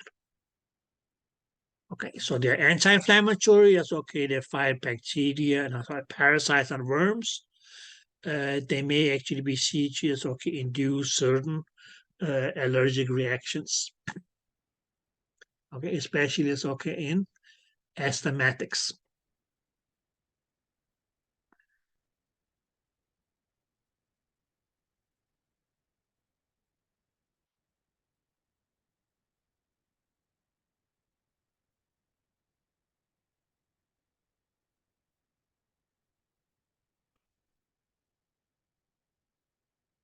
Okay, guys. Now the least numerous of all the white blood cells. Oopsie, oopsie. The least numerous of the white blood cells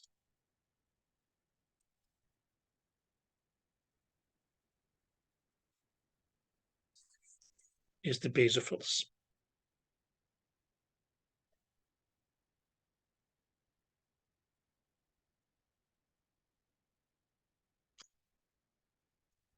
Now what's going to be, it's okay, we can say it's okay, the main functions of basophils.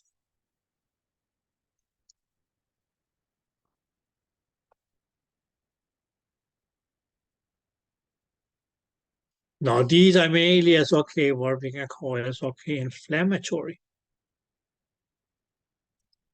white blood cells. So what would that mean? That would mainly mean that okay, these are going to be as okay, we can say it's okay, responsible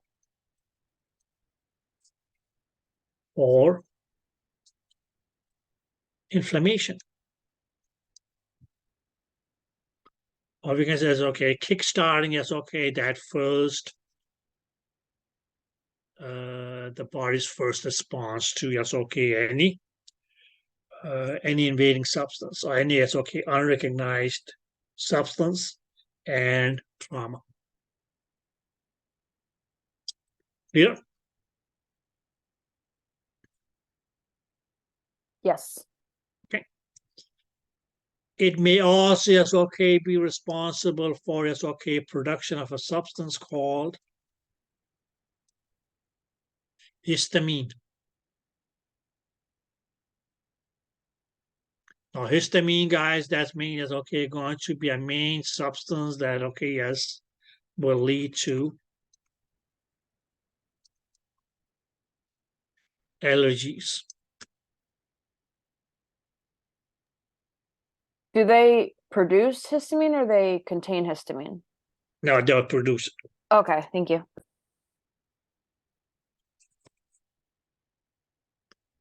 Okay. And that's why Emmanuel says, okay, most, not all, most anti-allergic drugs are going to be, okay, antihistamines.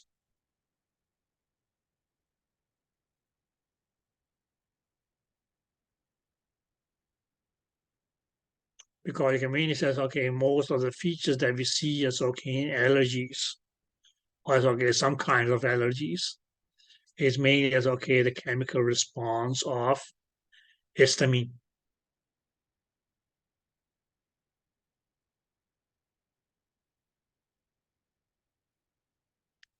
When it attacks, yes, okay, different tissues and cells in the body. Attacks, you can say, act upon that, right? Okay.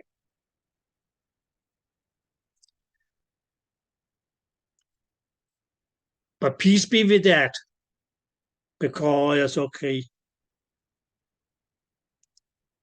what you may find out is one of my most interesting or like features of the basophils is that it produces, or they produce, a substance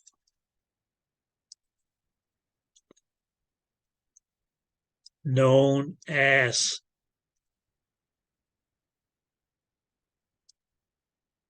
heparin.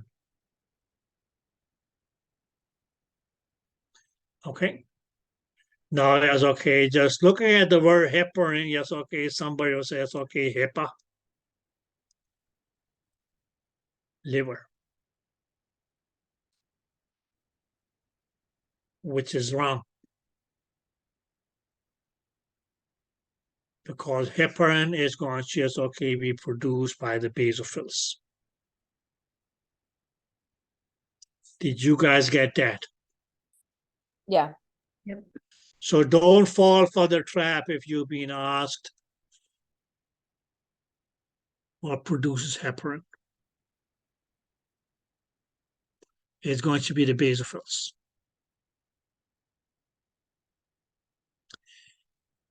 Is that clear? Yep. Okay, guys. Now, have anybody ever heard of the word heparin before? Yeah. Okay. Good. But for those of you who haven't, let's just talk a bit about that, because it's going to become, yes, okay, we can say it's okay, relevant for our next topics. So heparin, if we just say it's okay, what the hell is heparin?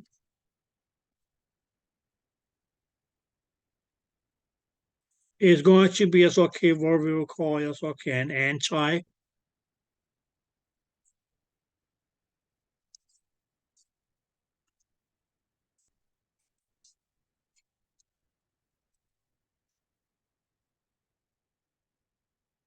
coagulant. Now, what we know that the word anti mean is against. Coagulant mainly as okay is going to, we can say okay, a substance that causes what we can call coagulation.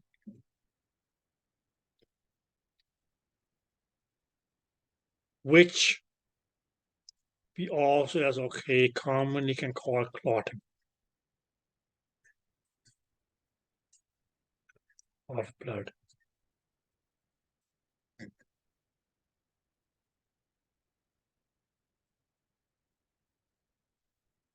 Is that clear? Yeah. Heparin, guys, is actually going to, yes, okay. It is characterized as a substance called, and then falling into the category of being an anticoagulant. But mainly, yes, okay, why do we call it an anticoagulant? Mainly because it works against coagulation or clotting of blood. Clear? Right. So the body itself, from the basophils, actually, is okay, will produce heparin, which is a anticoagulant.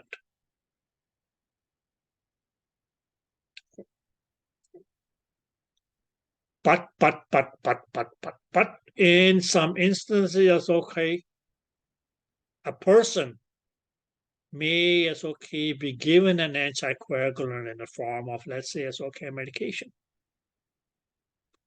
Now, a common anticoagulant that they may give initially will be heparin.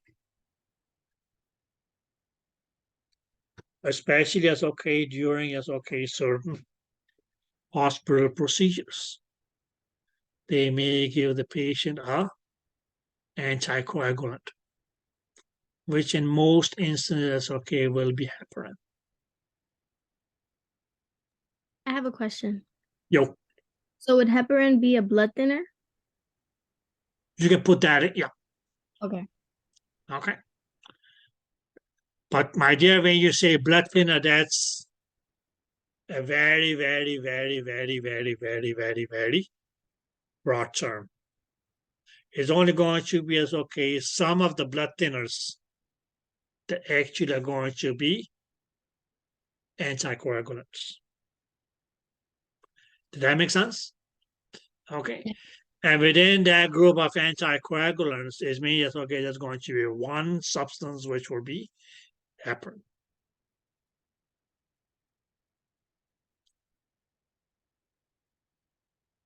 Clear? Okay. So what may as okay, or what's going to be considered okay, why going to be your body's normal response to prevent the formation of unwanted blood clots is going to be the basophils producing heparin. Did that make sense? Okay. Did that make sense? Yeah. Okay. So it may as okay prevents what we later on will refer to as coagulation, which mainly means okay the clotting of blood, where the blood clot is formed.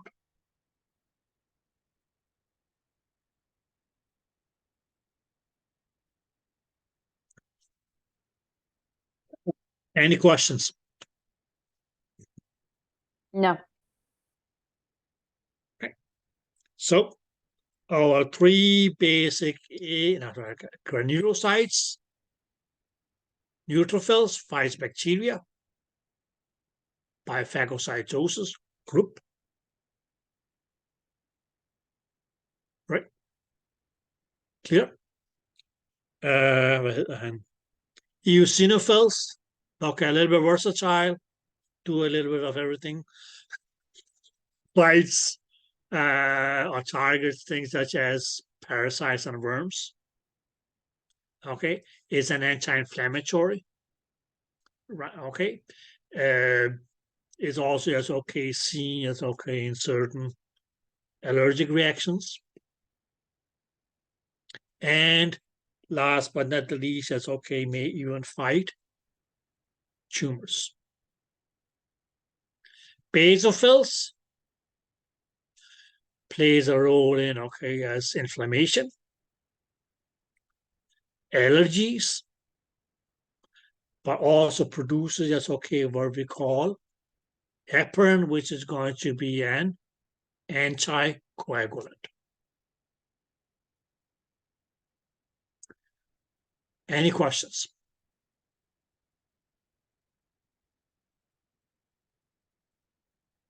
No. Nope. Good.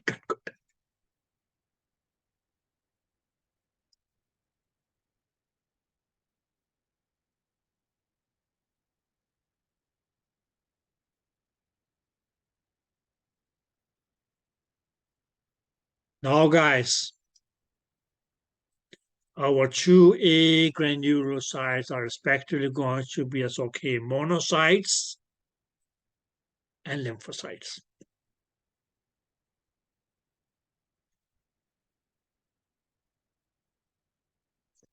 Now, guys, let's just talk a bit about as okay the monocytes first.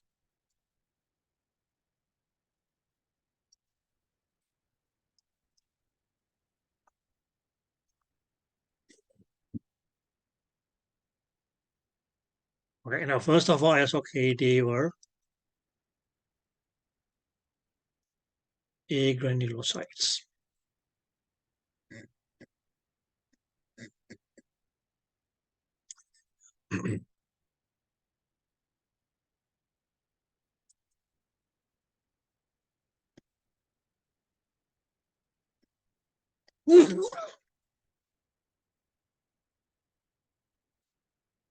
Yeah.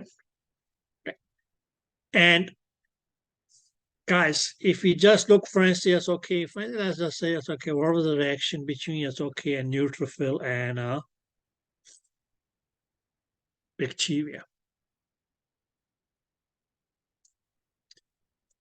That will leave up, that will just okay produce a mess.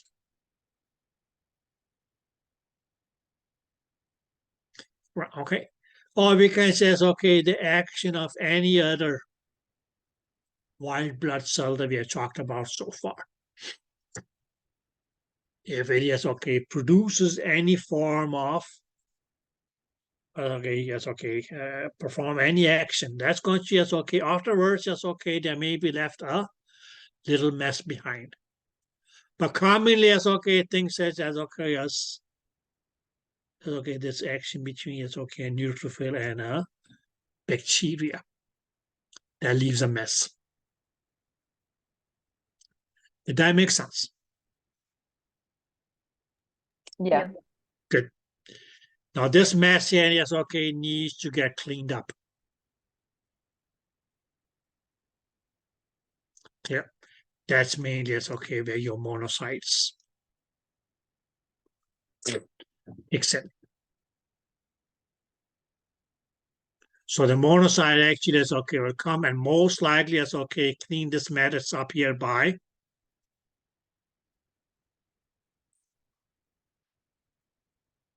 phagocytosis as well. So once the monocyte comes,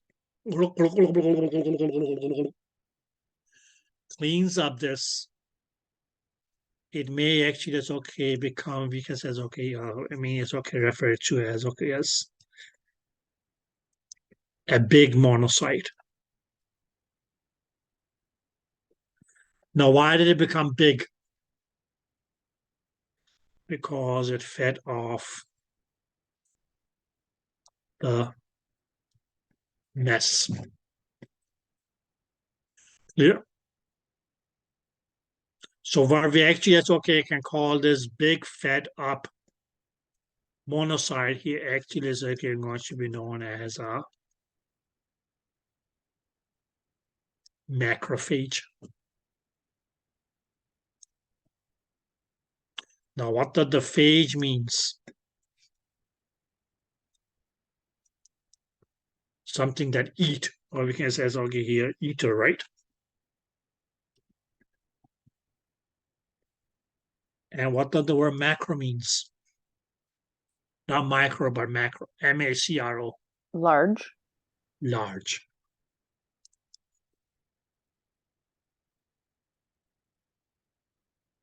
So this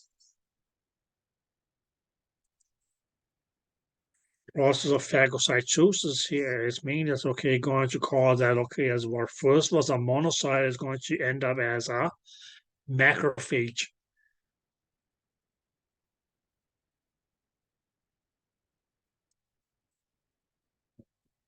Supersize me.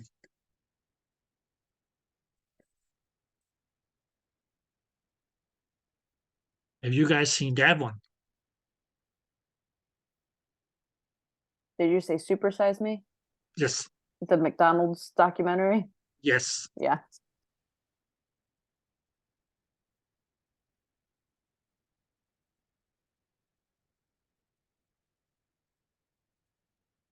Clear? So you can mainly say as okay after as okay grouping as okay all that mess. Okay. Clear as okay produced by that's okay other white blood cells doing their jobs. There got to be somebody who comes and clean up the mess. That's going to be the monocyte.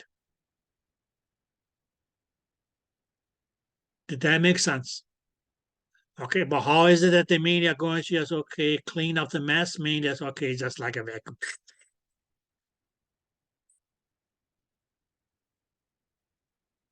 Or by phagocytosis. And what happens is okay, there's a lot of mess to clean up. So ultimately, it's okay, those monocytes may become end up as, okay, you can say it's okay, big, well-fed monocytes that we now just call macrophages.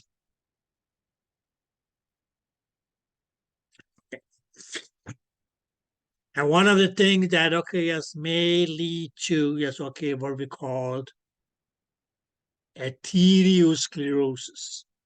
You remember that fellow? Okay. Actually, it's okay because they say it's okay that those macrophages deposits, okay, mean it's okay. You can put it this way, yes, okay, gets deposited in the blood vessel wall. So based on this, that's okay. They may, yes, okay, even think that, okay, yes, what the hell was it? That, oh, yes, okay, there's arteriosclerosis, high blood pressure, and so on. So there is some inflammatory reason behind it as well.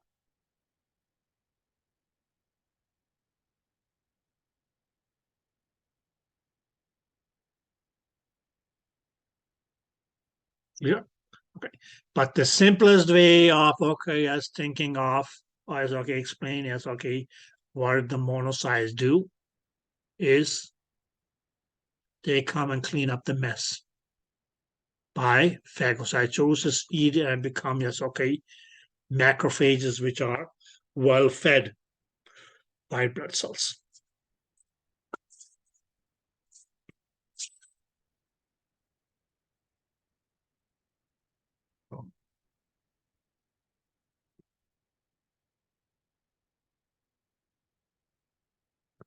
So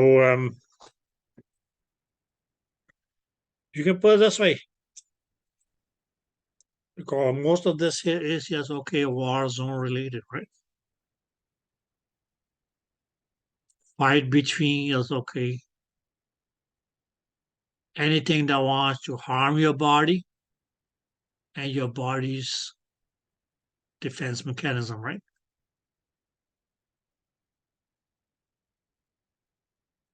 So once that's okay, there's ceasefire, it's okay, war over, okay, you guys stop your fighting, okay, let's clean up this mess that you created. That way, okay, people, organizations, or whatever you want to call that, is okay, may step in and say, well, okay, there's some minefields that we need to clean up. Because there may be, as okay, unexploded explosives and so on. So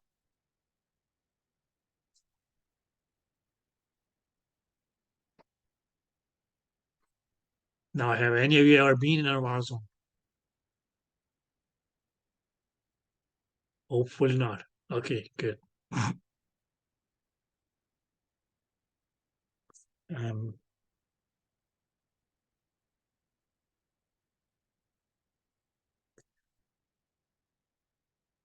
that was when I was serving in Afghanistan for a couple of months as a translator over there, anyways.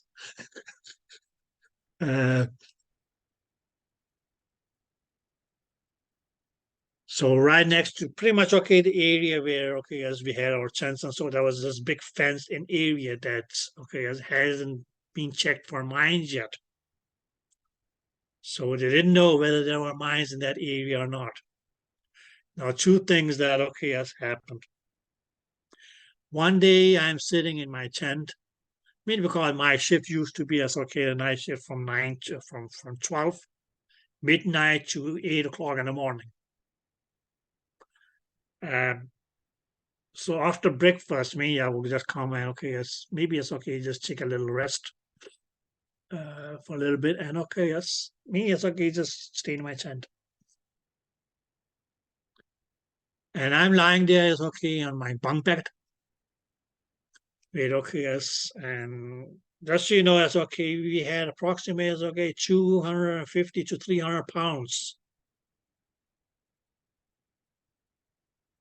Yes, okay, in terms of weight, not money, gear. Yes, okay, in okay, as duffel bags and so on. So, which was me, yes, okay, handed out to us. Anyways, so that was okay as on top of my bunk bed, which was made up of solid steel, and me on top of that. And there was this big boom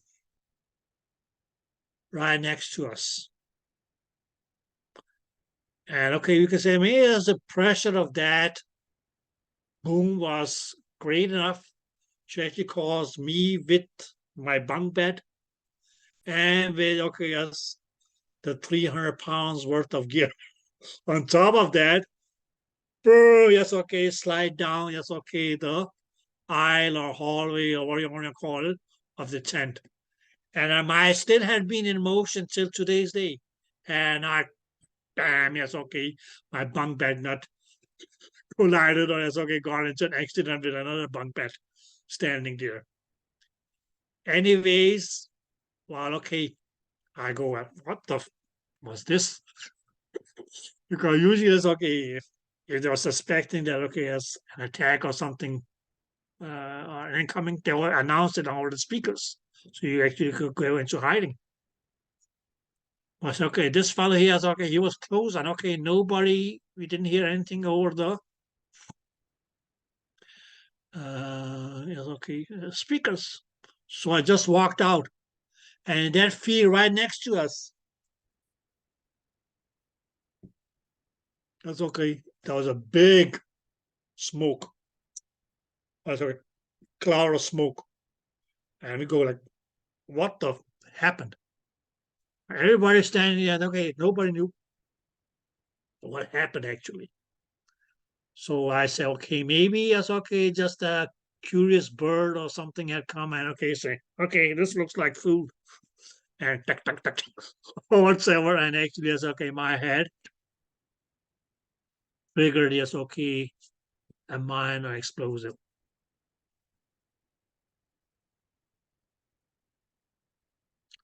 Now, a couple of days later,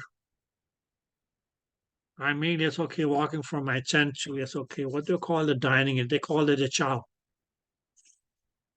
That's what the army people call it, okay, the dining area, the chow. So I'm walking from yes, okay, from my tent to the chow, and I actually see two guys standing on top of okay, it's a bunker. And you won't believe it. With golf clubs and golf ball, me is okay, hitting golf balls into that minefield. And I just went by and say, oh, so this is how you guys now are okay, yes, going to yes, okay. Dismantle yes, okay, the undetected mines, hoping that okay, yes, okay, well, you best of luck because it's okay. It's a hell of a field that hasn't been checked out yet. So, anyways, but yeah. So uh, that was okay. As you guess, it's okay. Cleaning up the it's okay the mines. Okay, guys.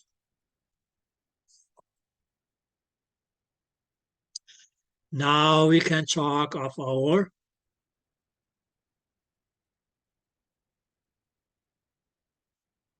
lymphocytes, the last type of white blood cells, or we can say it's okay, granulocytes. So we can actually say that we have lymphocytes. Okay. Now, guys, lymphocytes is maybe it's okay going to be as okay that type of white blood, or it's okay white blood cell that we actually as okay can say that we may have two major types of. Now, one is going to be as okay what we can call as okay the B cell lymphocytes.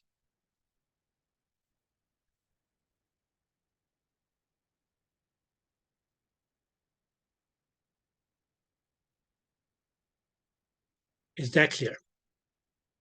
Yep. Whereas the other one is, let's just, okay, let's do it this way. Let's change the color. Shit, that was not what I intended to do. Okay, that's fine. So we can say, okay,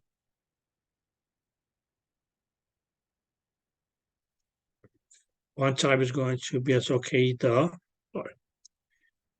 B cell lymphocytes.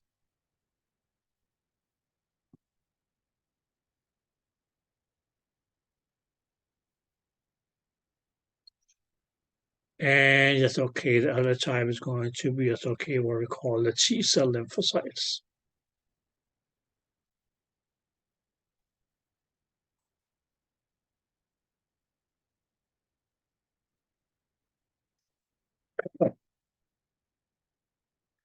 Is that clear? Yep. Yes. Good.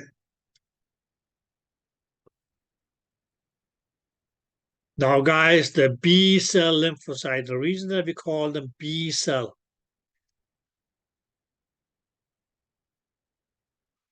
type of lymphocytes is that these are going to be as okay, the lymphocyte is okay produced in the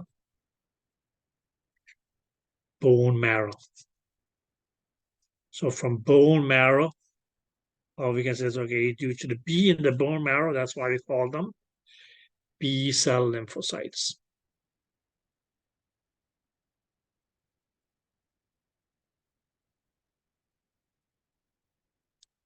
Is that clear? Yeah. Good. Okay. So the reason that we call them B cell lymphocytes is that they are produced in the bone marrow. Just like your other blood cells. The red blood cells, the other kind of white blood cells, right? Did that make sense? Yeah. Now, what these B cell lymphocytes, yes, okay, are going to be, yes, okay, become is, mean, yes, okay, they're going to play a role in production of antibodies.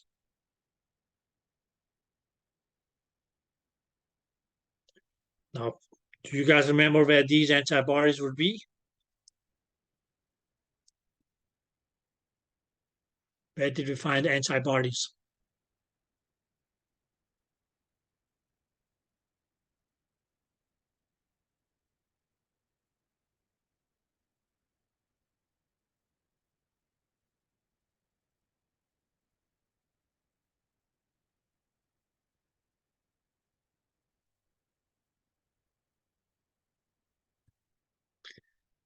In the plasma.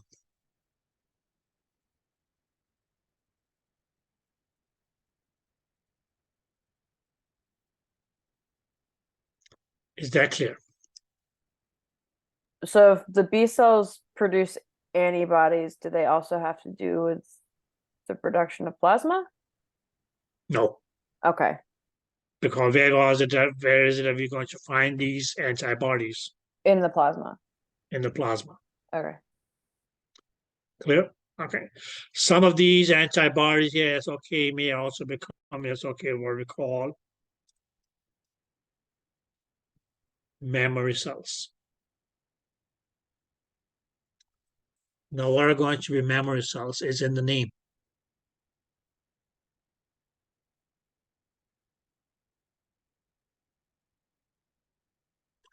Now, what do you guys understand by the word memory?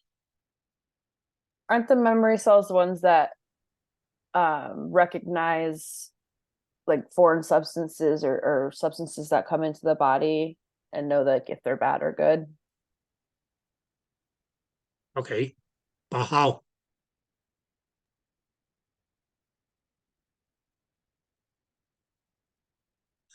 Because they remember him from before, right?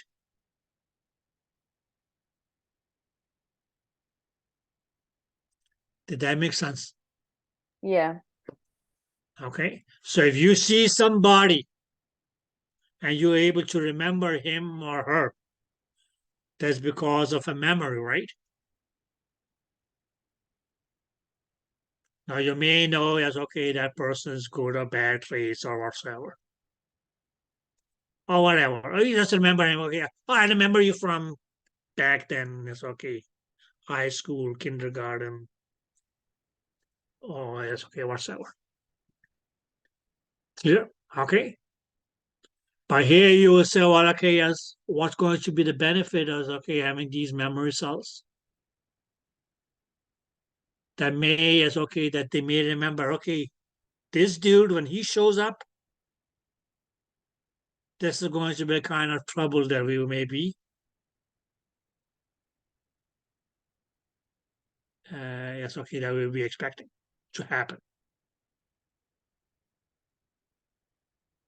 That's why I say, yes, okay, antibodies, because they see, yes, okay, these different antigens, which could be anything that, okay, that the body get exposed to, and say, this dude, he causes this kind of trouble here. Now, what would that be? I know that because I remember him from the last time he was around. Did that make sense? So that's when, yes, okay, you actually says, okay, that the body may be alerted. Troublemaker ABC is around. Start to, yes, okay, produce, or yes, okay, collective forces that will be able to manage him. Or yes, okay, try to undo the trouble that he or she may produce.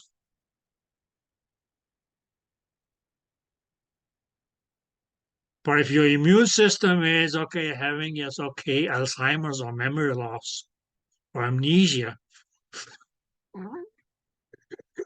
right, okay, that person is okay, or that kind of is okay, foreign is okay, invading substance is okay, may invade your body again and again and again and again. And every time it's okay, you'll not be able to recognize it because you don't remember him.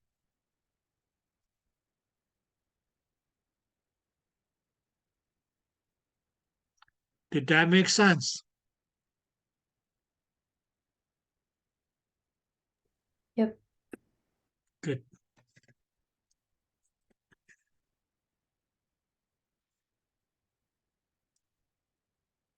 Now, guys,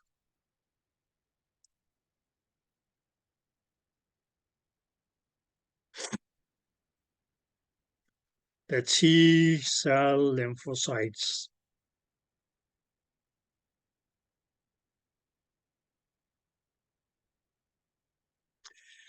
Now, these are still going to be lymphocytes.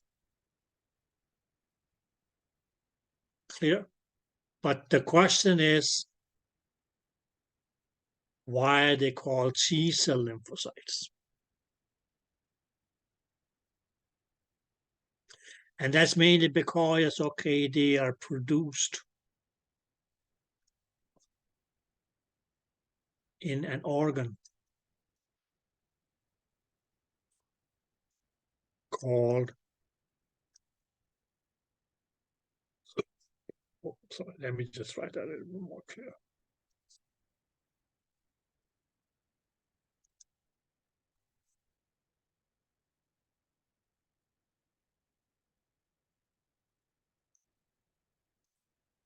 Lymphocytes. They are produced in an organ called the thymus.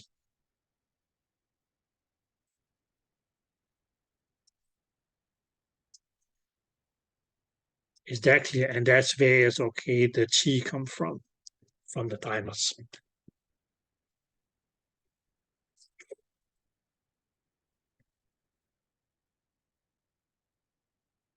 Did you guys get that? Yep. Good. Now, some of you may wonder, yes, okay, what the thymus is. Well, okay, yes, we will talk about that in chapter 11. But all of us sitting here,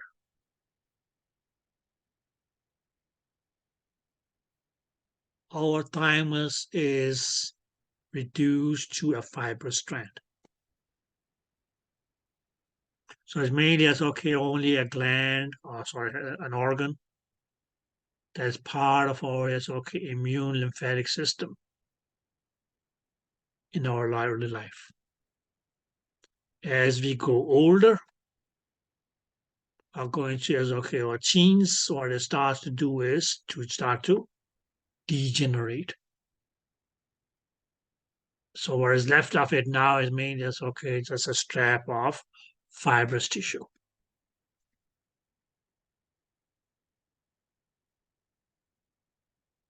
Is that clear?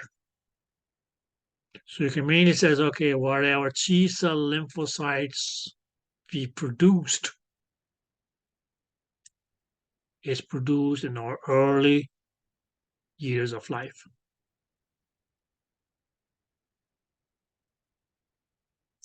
Any questions?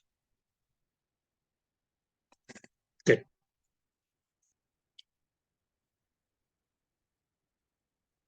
Now, guys, as far as the T cell lymphocytes are concerned,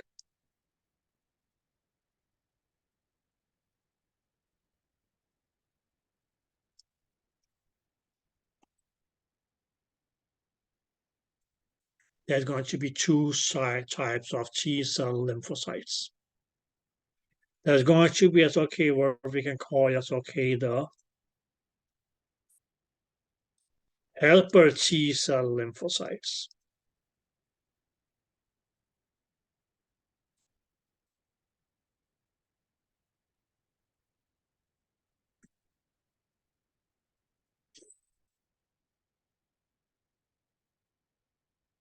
Is that clear? Yep. And we will have, yes, okay, what may be referred to as the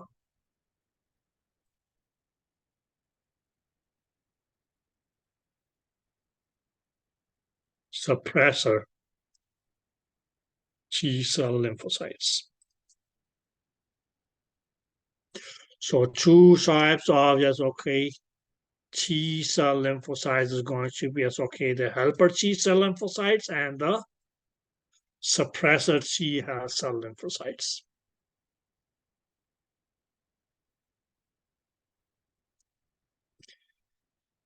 Now, what is it that these two kind of T cell lymphocytes here do? Well, okay, guys, if you look at the word helper T cell lymphocytes, these are mainly going to be as okay, the kind of lymphocytes that are kind of T cell lymphocyte that actually is going to as okay, we can say it's okay, initiate, or we can say it's okay, start an immune response.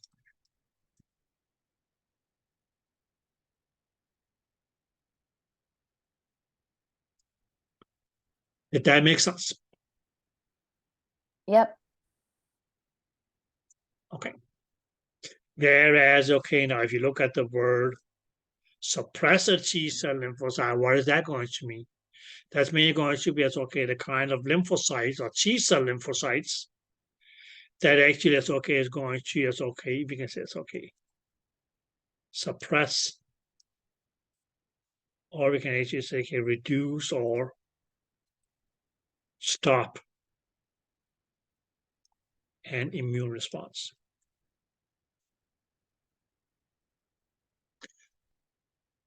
Now, let's just say it's okay, why in the blue do we want to just okay, suppress an immune response? Now, good is good, but too much good is bad. You don't want this immune response to go bananas. Clear? Okay. Because if that happens, that's okay. They may say, well, okay, there's already that's okay enough cells that's okay dealing with okay as the actual issue. Now we are bored. Let's just go as okay, look around if there's something to do. There's nothing to do, then let's just create something to do. Clear? Okay, so you don't really want your immune response to go banana because that will lead to what we call autoimmune conditions. Where good, well-functioning, healthy tissues may get attacked by your immune system.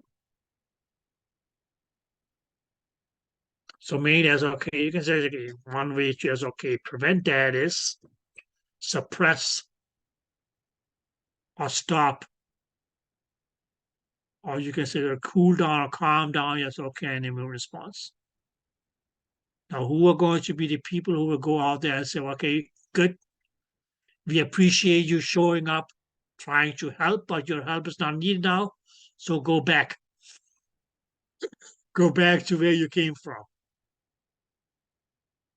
That would be to suppress the T lymphocytes. Then maybe you can say, well, yes, help the body to do so. So by suppressing your immune response causing it that is not going to cause trouble. Whereas yes, on the other hand, now we could say memory cells. Well, we have memory cells, we have antibodies and things like that. They may say, well, call station 11. Because station 11 is have the people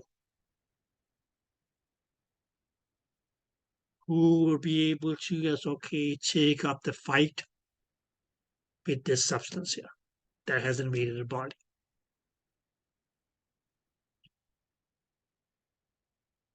Now we can mainly say that alarming system or that wake up system that is going to wake up the people at station 11 is going to be your helper T cells.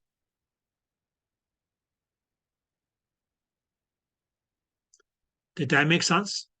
So unless they are not woken up and say, okay, listen guys, your time has come. They may be sleeping because no news is good news. Or nobody has called for our help.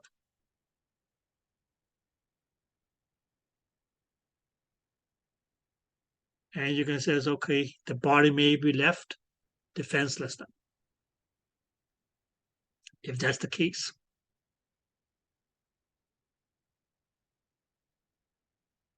Now, have any of you ever heard of HIV? Everybody should. Now, does anybody know what HIV stands for?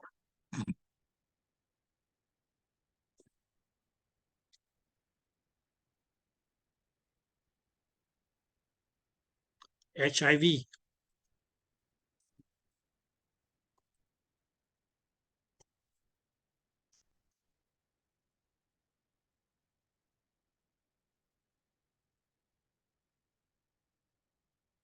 I don't know what I forget what the H is, but I think the I is the immunodeficiency. And the V is a virus. Human.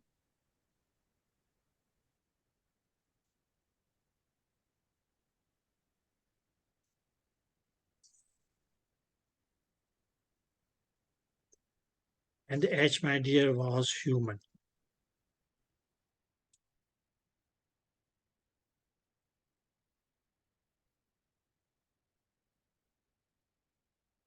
Yeah, okay. So, well, guys, that was pretty much as just the name of the virus. Okay, and we can always talk about how that got from animal or from person to person, and so and so. Well, what I say is exposure to that just and it's an XYZ amount of time, it's the person may get what you call HIV positive. Then there was something that they call AIDS.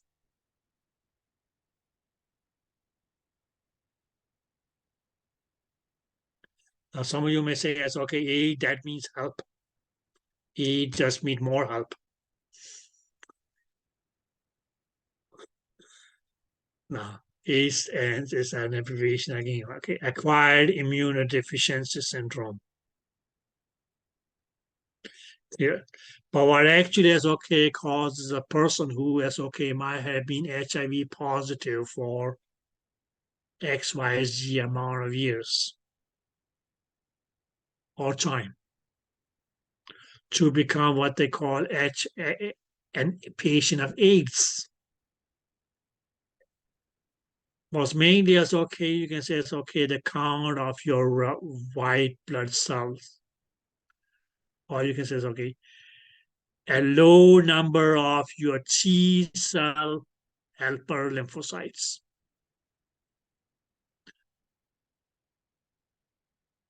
Did that make sense? Because once that's okay, the helper T cell lymphocytes became too low.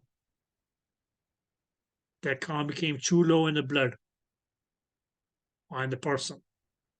He or she would not have enough helper cells to wake up all the people at the different stations to take up the fight about or fight against any SOK foreign invading particle.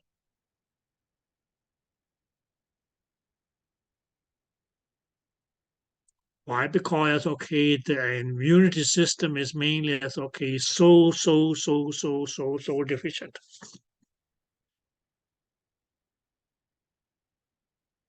So the patient doesn't die from the AIDS, he may die from okay, a common cold,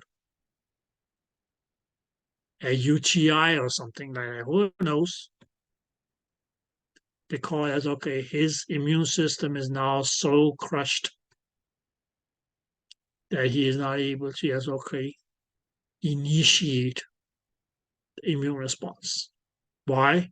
Because he doesn't have enough helper T cell lymphocytes to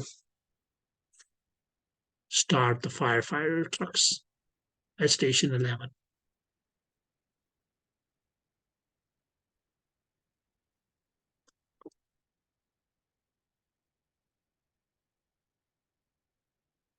Any questions?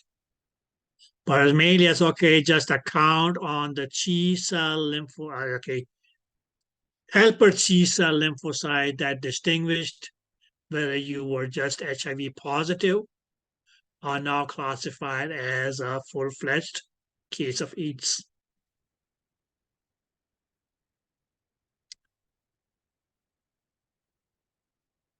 Any questions?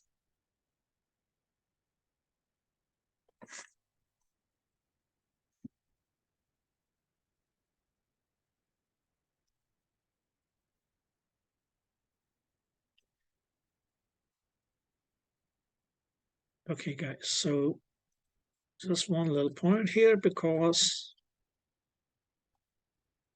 so yes, okay, the suppressor T cell lymphocyte, they were also called as okay, CD8. Whereas okay, as your suppress okay, helper T cell lymphocytes are also called CD4.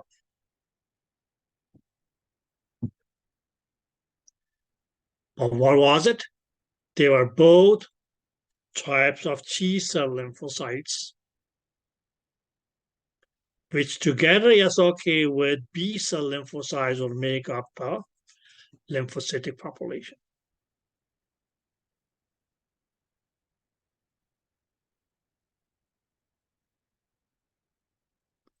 Any questions? And plus initiating, you can say, is okay, as okay, playing a role in okay, as recognizing and so on, so on, so on. So different as okay, or any as okay, foreign substance that might enter the body that may as okay initiate one type, another type, another type, another type of okay, as immune response. Primary targets of the lymphocytes is viruses. So for your neutrophils, for the neutrophils, the primary target was bacteria. If the lymphocytes have a primary target to attack,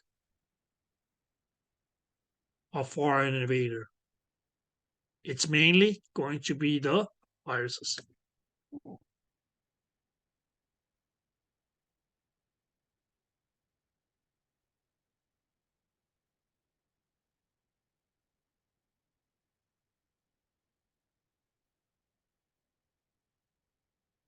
Okay, guys, any questions?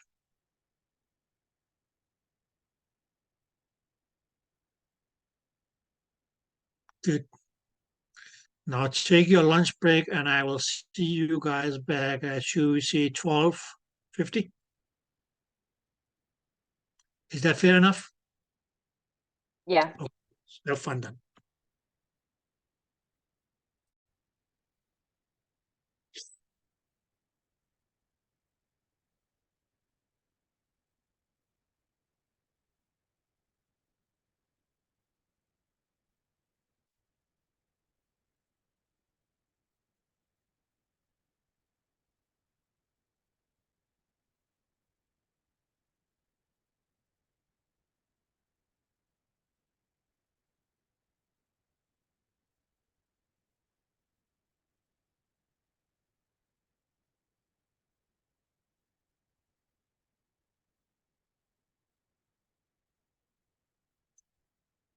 Okay, guys, welcome back.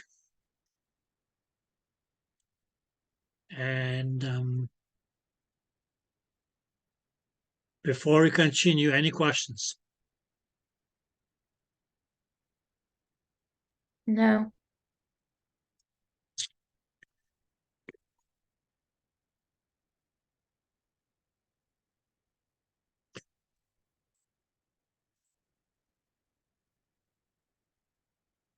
Now, guys, we can maybe, it's okay, talk a little bit about, it's okay, what we'll call the platelets.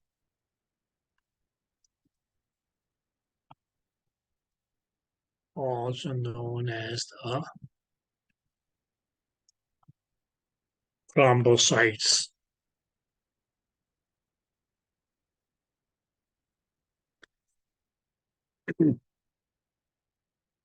Okay. There. Now, yes, okay, things may be a little bit off, but it's okay. We know that thromb means clot or clotting. Now, based on this, yes, okay, what that mainly is, okay, would make you think is that, okay, is this going to be the platelets or what we call the thrombocytes that's going to be the cells that becomes the blood clot? And the answer to that is no.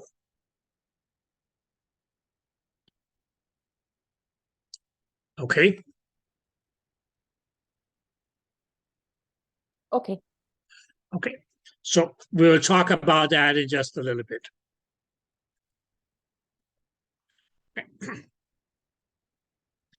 But can we see is okay as far as okay as clotting is concerned, that the platelets or thrombocytes perform a role in that?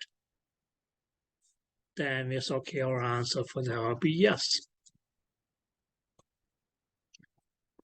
Clear? Okay. So what we is okay, mainly can say that okay, the function of the platelets or thrombocyte is going to be is that okay, yes, is that okay, yes, they initiate the process that will lead to clotting of blood. Where ultimately is okay, where we will say is okay, this clotting of blood here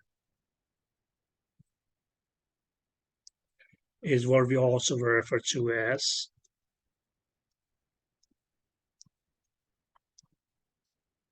coagulation.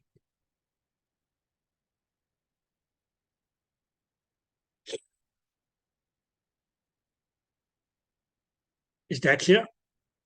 But it's not going to be the platelets themselves that forms the blood clot. but they play a role in clotting of blood mainly because they are going to be the cells that will initiate the process that will lead to the clotting of blood or coagulation.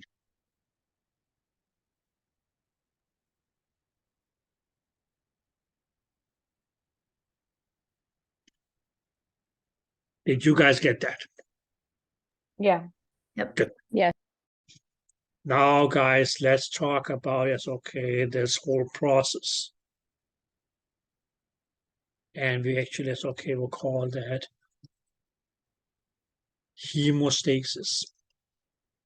Not homeostasis, but hemostasis.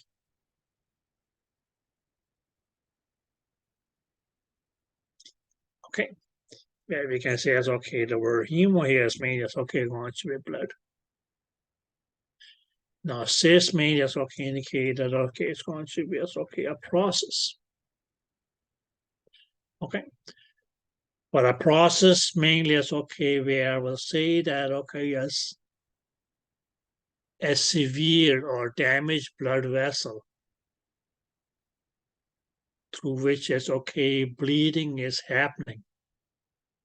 Or what's going to be the whole purpose of hemostasis is that bleeding will stop and that severe blood vessel gets repaired and returns back to a normal state as it was before the blood vessel being damaged.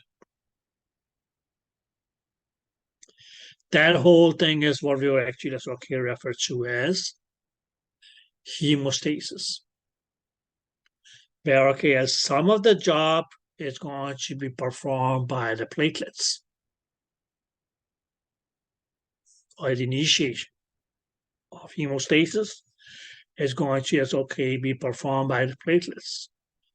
After which we actually will see clotting or coagulation of the blood.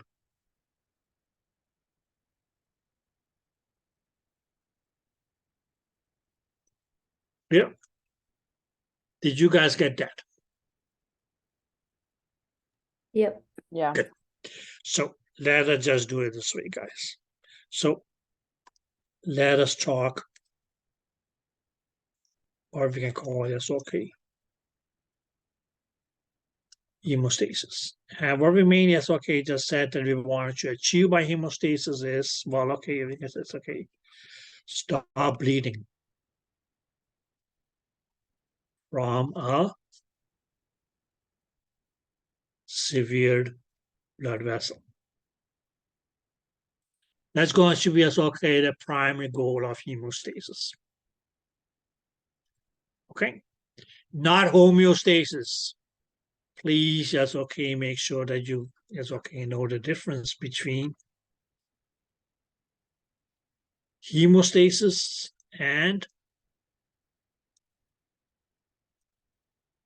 homeostasis. Hemostasis is going to be that's stopping bleeding. Homeostasis is that ideal internal environment. So first thing is going to be how do we stop bleeding from a severe or damaged blood vessel? Okay, and because that's restoration of the blood vessel to normal. That whole thing is going to be what we refer to as hemostasis. Now, guys, we can do it this way. And we say, yes, we had a blood vessel. Clear? And inside this blood vessel here, it's the blood is flowing. Did that make sense? Yep. Good. Now, let's say that, as you are cutting a piece of bread or whatsoever, chopping onions, doing whatever, and you cut your finger. You may, yes, okay, damage the outline of your blood vessel. So you cut the blood vessel as well. Did that make sense? Yes. So what is it that we have now? We can then mainly say it's okay that okay, as we now have a severe blood vessel. And what's going to happen through this blood vessel is okay, blood may leave that blood vessel. And that's what you call bleeding. So hemostasis, sorry, is mainly as okay, going to as okay, what's going to happen next, which primarily as okay, will stop bleeding, first of all. And after which, okay, restoring the blood vessel, yes, okay, back to normal that it was before you cut your finger, or yes, okay, damage the blood vessel here.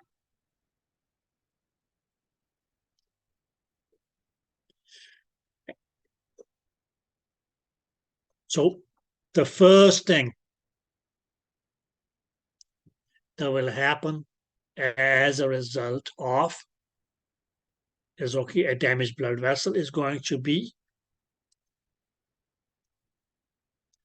vasoconstriction.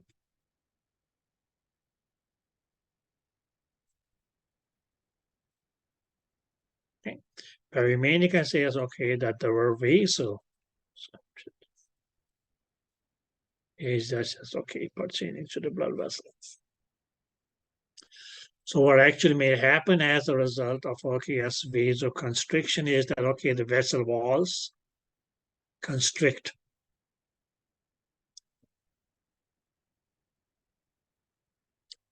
And that may as okay lead to as okay, not necessarily as okay a complete stoppage of the bleeding, but we can say as okay reduced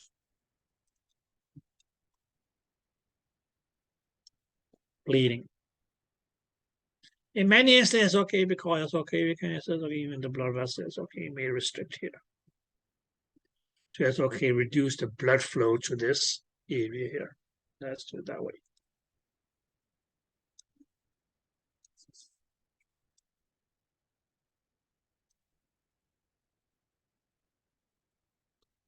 Yeah. So it's okay, that's going to be as okay, reduce bleeding. Did that make sense? Yeah. Yep. So the blood vessel is okay, actually that's okay, may narrow down. And that's what you mean is okay. And technical terms were referred to as vasoconstriction.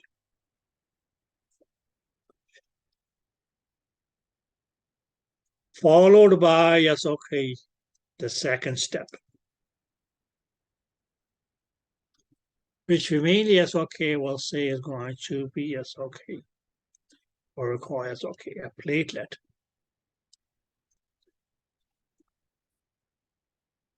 plug formation. Now, what we have in this blood here that is flowing is there going to be platelets, or what we call thrombocytes.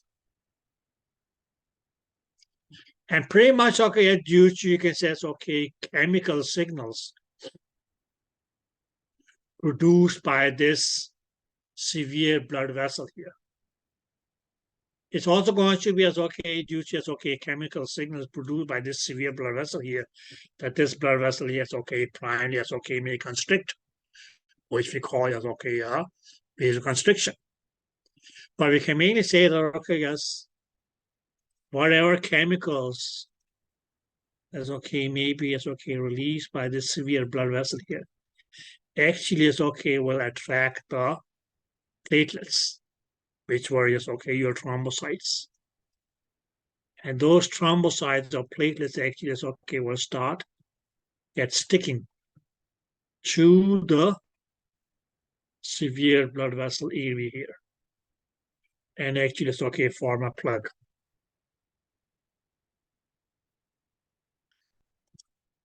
Did you guys get that?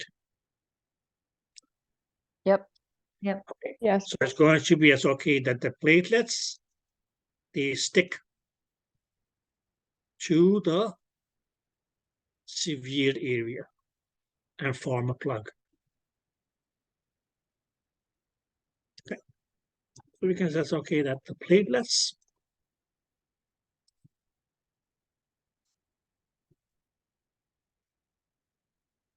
stick onto the severe or damaged blood vessel. Okay, and form a plug or a cork that actually is okay that closes the injury.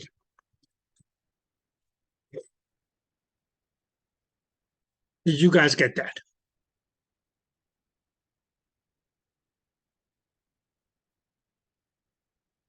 Yep.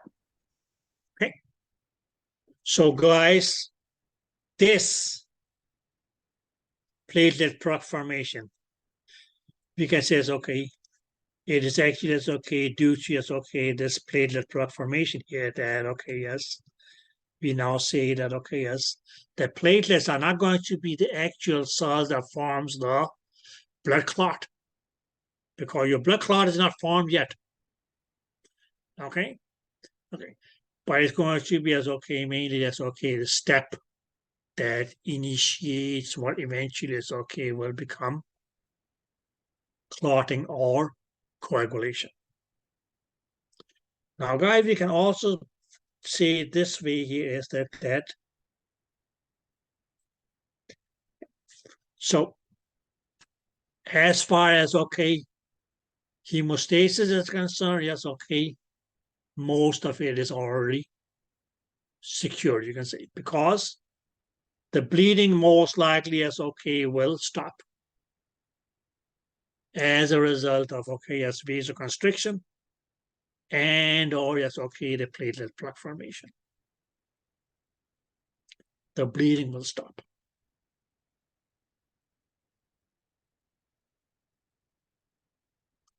Clear? Okay. Now when we take these two here together, and let's do it this way and see that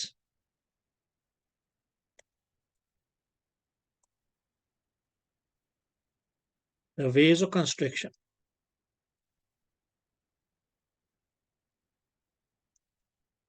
plus it's okay what we call the platelet plug formation is actually it's okay going to equal to what we can call the primary hemostasis.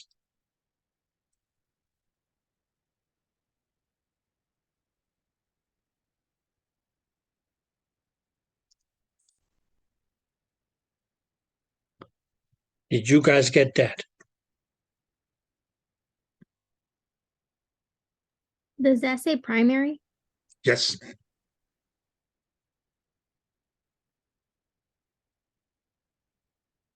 So these two steps here together, the vasoconstriction, which means yes, okay, just mean that okay, as the blood vessel narrows down. Right? Okay. And yes, okay, the platelets forming, yes, okay, a plug at the area of the severe blood vessel. These two steps together, when they are completed, that's what we refer to as, or we can say, it's okay, the primary hemostasis has been achieved. Did you guys get that? Yes. So the sum Yeah. of these two processes here is going to yes, okay, what we together refer to as primary hemostasis.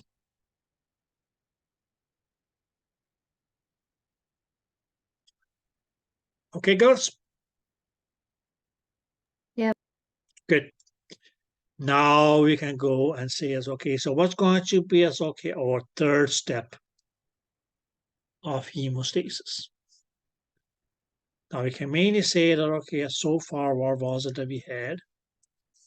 Okay, yes, we started with a blood vessel. Now one got severe, it's okay, we'll have some vasoconstriction. Some vasoconstriction. There will be as okay a formation of a platelet plug at the severed site. Okay, but that's what we call is okay primary hemostasis. Now we're going to go to yes, okay, to the third step.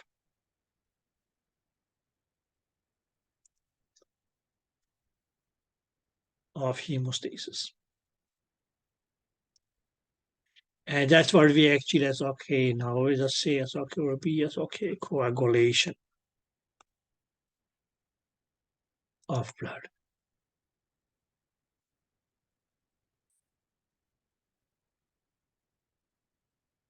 Or we can actually say that that will be as okay the formation or clot formation. That now is it that the blood is going to as okay form what we actually as okay will call a blood clot.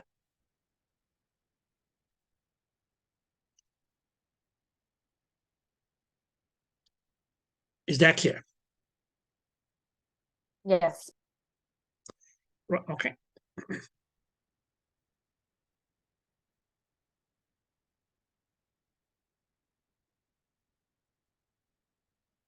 Now, it's actually as okay, it's a long step with some yes, okay, good 12 to 13 different steps going hand in hand. Actually, that's okay. Got to be completed after this to ensure the clotting of the blood. Okay, but just yes, okay, make it simple. We can say as okay, or as okay, summarize it. But we mainly say as okay that we first have is okay as what we call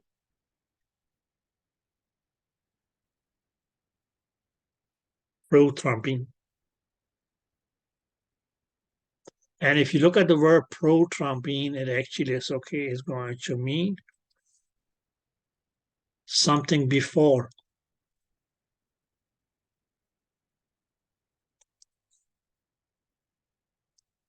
Thrombin.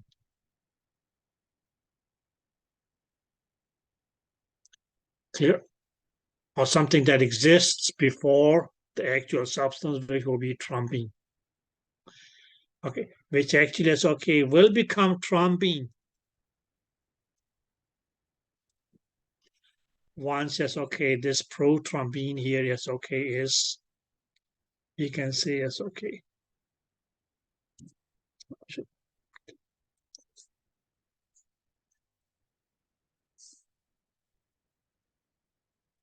Acted upon by yes, okay, prothrombin activator.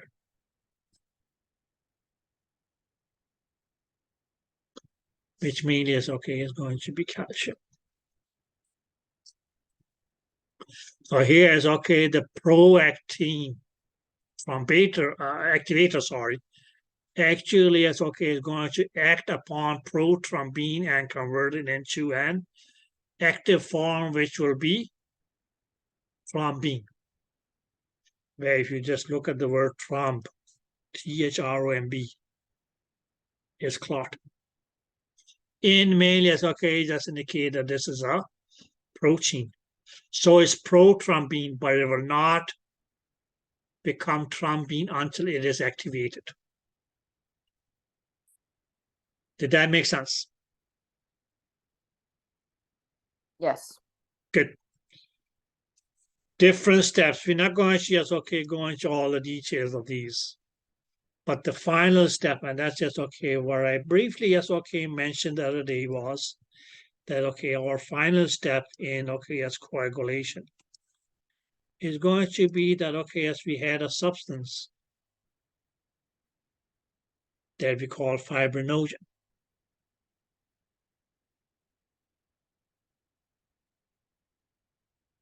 That actually, yes, okay, again, yes, okay, will get activated into, yes, okay, what we call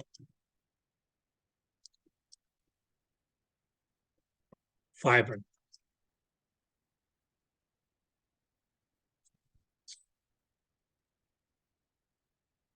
Right, okay. Yeah, I mentioned that the other day. That fibrinogen mainly is, okay, just, we can say it's, okay, inactive form of fibrin, or the precursor of what will become fibrin.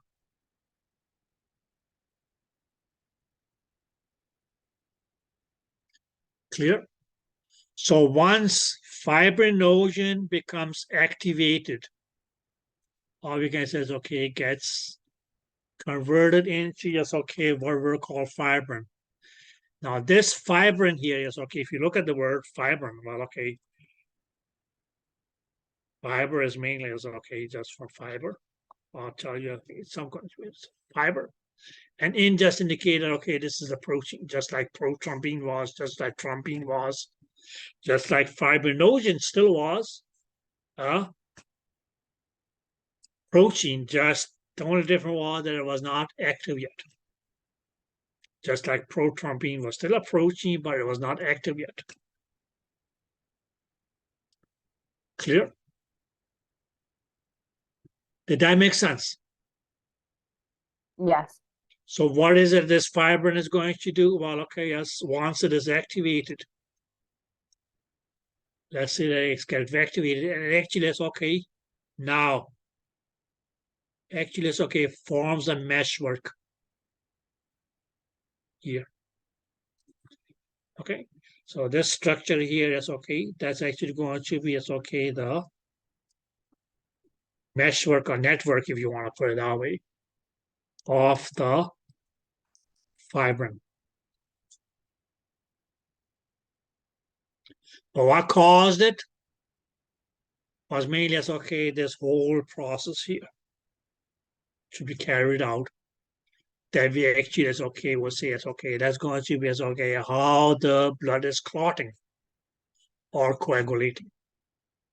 So that's what we mean as, okay, just summarized here, is mean as, okay, just a super short form of, okay, as coagulation of blood. Okay. But,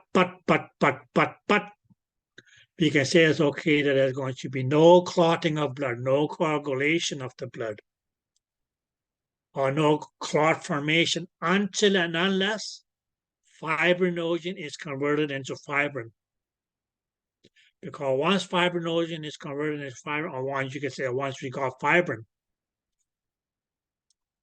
these streaks of fibrin here is made as, okay, just going to, it's, okay, internet, it's, okay, knit together and form as, okay, this meshwork here. And this fibrin meshwork here, actually, that's, okay, becomes a clot.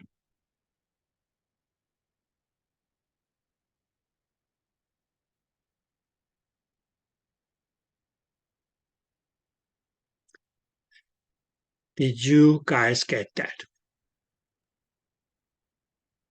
Yes. Yeah. Right, okay. So now earlier is, okay, when we talked heparin.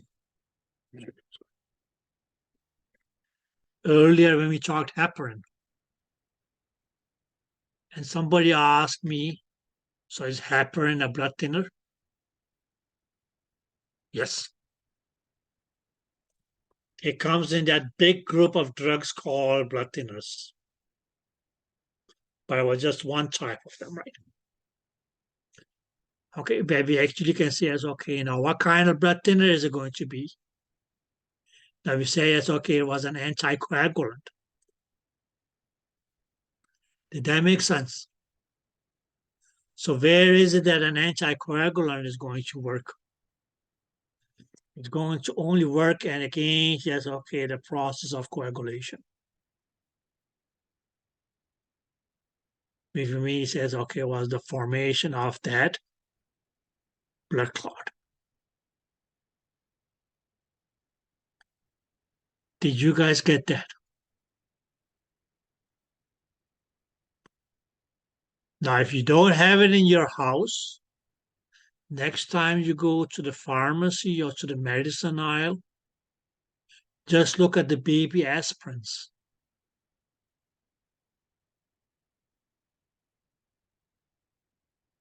Now the question is okay, is baby aspirin, that's a blood thinner? Yes. But it is not an anticoagulant.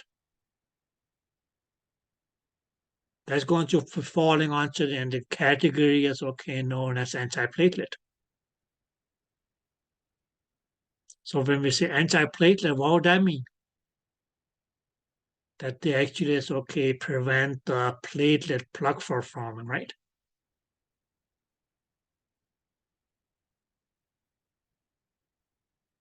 Or we can say it's okay, prevent the platelets from sticking together. Because that's pretty much okay as how the platelet plug is formed. Platelet, platelet, platelet, platelet, platelet, platelet, stick together to form the plug. Okay? So that's okay, but does it work like a blood thinner? Yes. People who take either, do they have problems with bleeding if they cut their finger? Oh, hell yeah. Right? Did that make sense? But as far as, okay, what they do, or as, okay, which part of, okay, as the whole homeostasis thing that they affect is going to be different. So you say heparin, for instance, okay? Heparin is mainly as, okay, going to act somewhere here. Mainly as, okay, at any point, it's going to be specific. It's mainly as, okay, going to prevent this thing here from happening. That your fibrinogen doesn't get converted into fibrin. So if your fibrinogen doesn't get converted into fibrin, well, okay, yes, you don't have the active fibrin that can form the meshwork, fibrin meshwork, that actually is okay, becomes the blood clot. So that's how, yes, okay, heparin is an anticoagulant.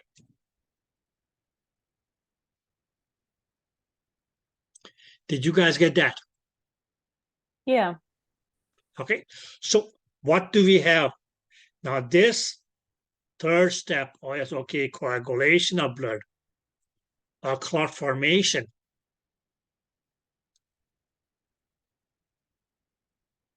Which is mainly as okay, XYZ number of steps. The last step is that the fibrinogen is converted into fibrin. Then we can say, okay, coagulation is completed. Or we actually is okay, end up with a clot being formed. Okay, and this whole thing here, yes, okay, can also be referred to as secondary hemostasis.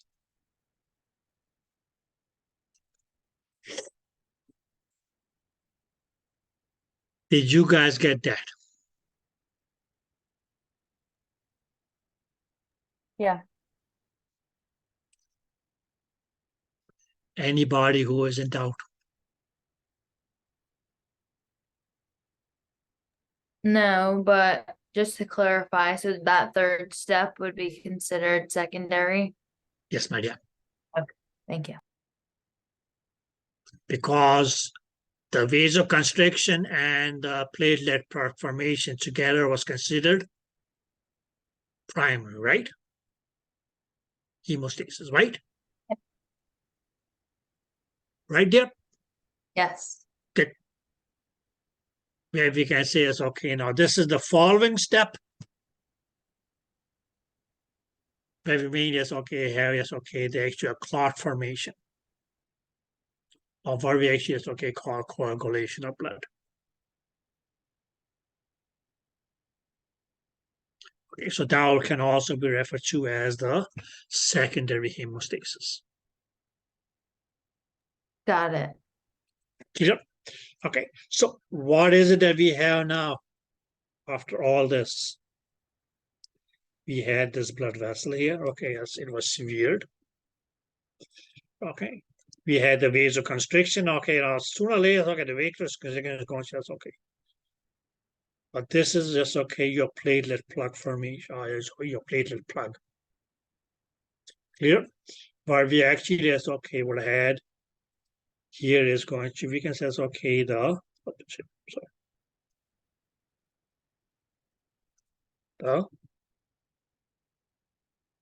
fibrin meshwork or the blood clot. Okay, and we can say it's okay. So this is now our blood vessel.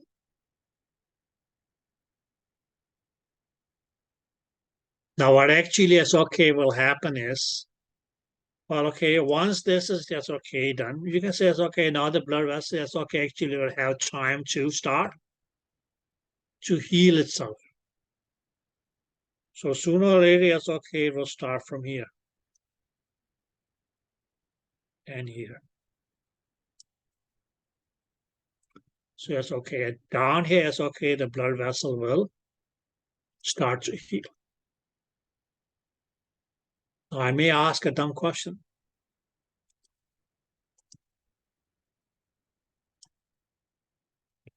What we said was okay as the platelet plug.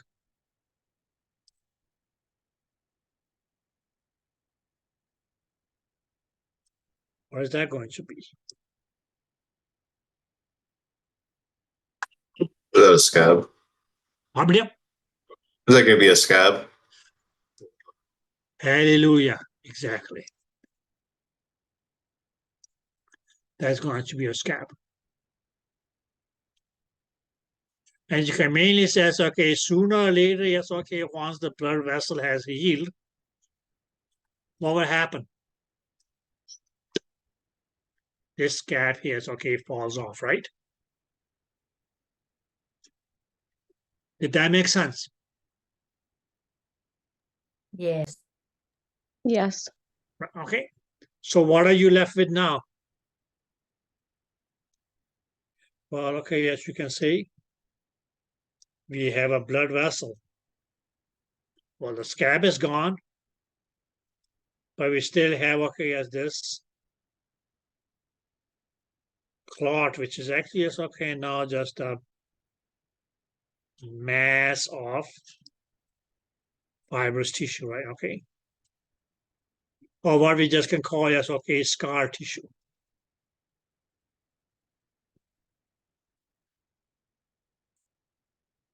Clear? Did you guys get that? Yeah. Okay.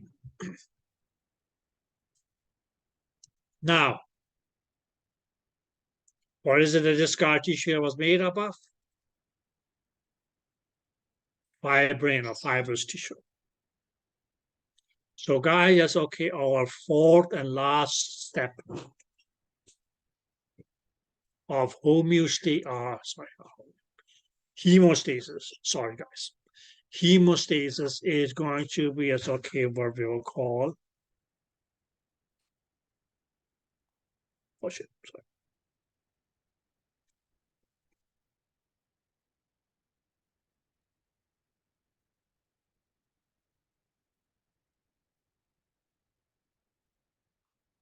fibrinolysis.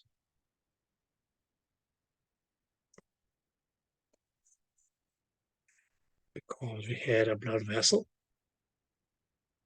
Well, okay, previously it's okay, it was severed. Or we had, okay, it's a platelet plug, which is now gone. Okay. We had, okay, yes, a fibrin meshwork. That actually is okay, made it's okay, the base for the clot.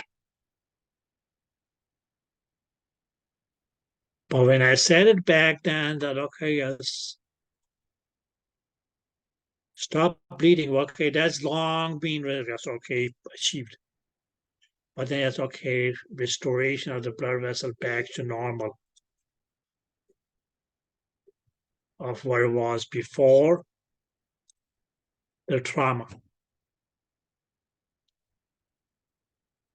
So it's okay, before your blood vessel has been cut, there was no blood clot.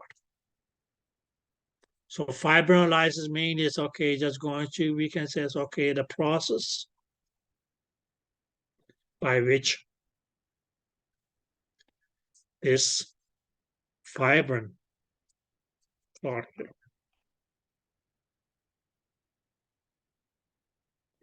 is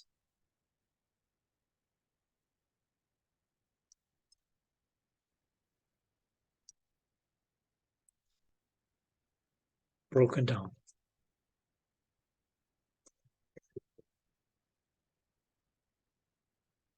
And what do we have now?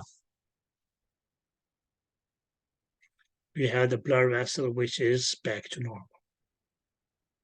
As it was before, it's okay, we cut our fingers when chopping the onions and so on. So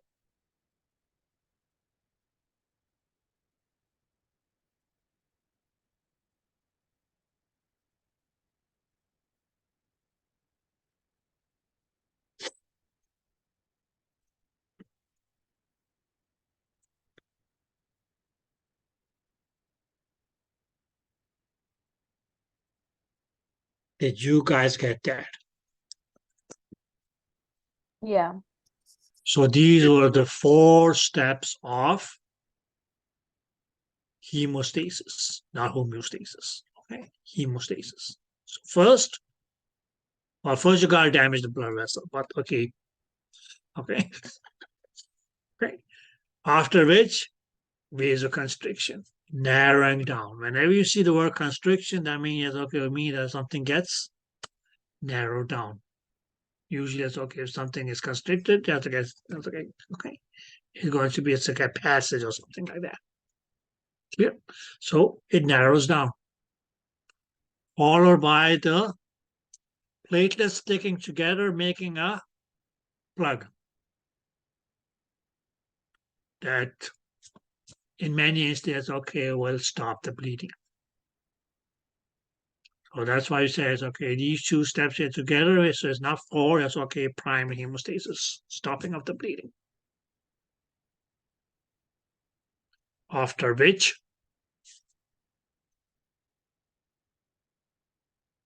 coagulation. Okay, which may start right as a prothrombin becomes thrombin, fibrinogen becomes fibrin. And once that last step is completed, it's okay, those fibers, actually it's okay, will intermingle, knit together, view together, whatever you want to call it, and form as okay, or become as okay, a meshwork or a net. That's going to as okay, make the base for the blood clot. So once fibrinogen is converted into fibrin, that's okay. There's going to be nothing that will be able to just okay stop the clotting of blood. And that's when we say that okay, yes, that liquid component of blood now will be called not plasma but serum. Did you guys recall that one?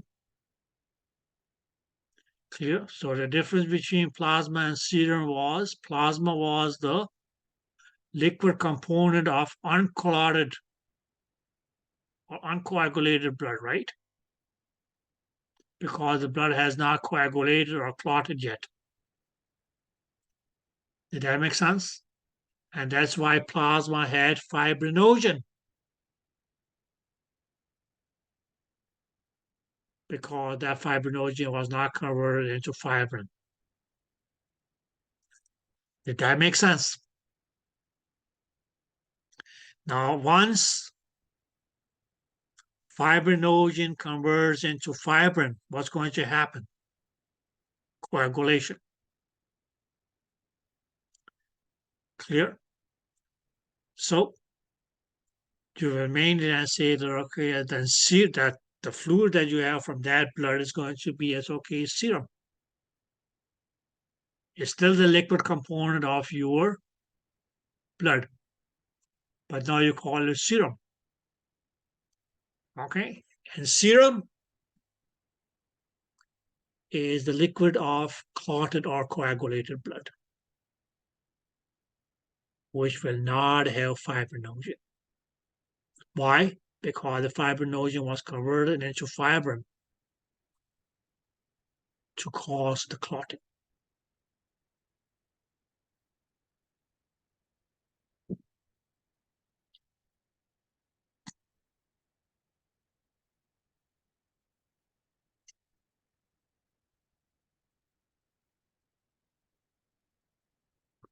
Is that clear? Okay. Now, guys, you may, yes, okay, at some point, yes, okay, come across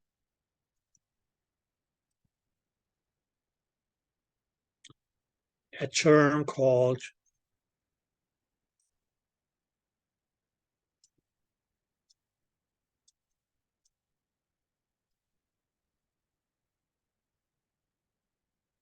coagulum. Very many can say that's coagul. Is also going to be okay clot. Just as okay, may give as okay that is going to be as okay the name of a substance. So a coagulum can actually as okay, may as okay just be as okay a fancy word for a blood clot.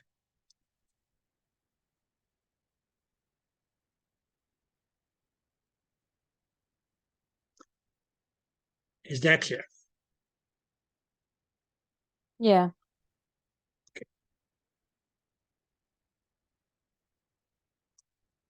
So you may as okay be scanning and you may as okay see a bigger or smaller blood clot.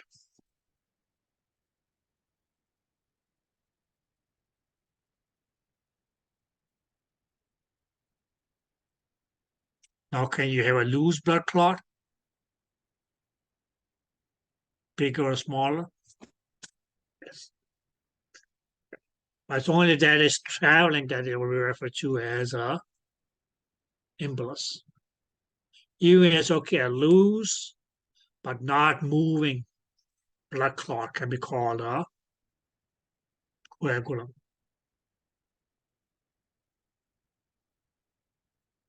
Okay. People may okay may develop those as okay one primary commonly yes okay let's put it this way commonly yes okay they can develop in the heart, right? And that's why they actually as okay may as okay go on and say okay we don't call it a coagulum anymore, but it's okay a vegetation. And you guys going okay so is that going to be vegetables in there? No. Vegetation here is mainly it's okay just for okay like germination, because that's going to just okay attract germs, bacteria, and so on. So you actually okay have a permanent source of infection. or you can say that an affected mass that lies there. And from time to time may just release bacteria into the blood.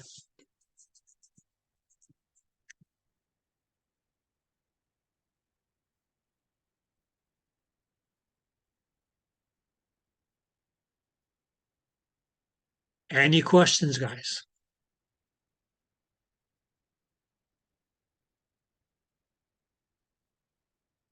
No. No. Okay, good. Now, guys, we will talk about the blood groups and blood types tomorrow. Clear? Okay. Now, any questions about the topic that we talked about today? Your blood cells, their functions, what they did, what they didn't. No. Okay. So what were your agranulocytes?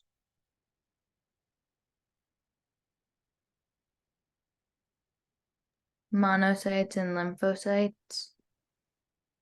Okay, good. What were the types of lymphocytes?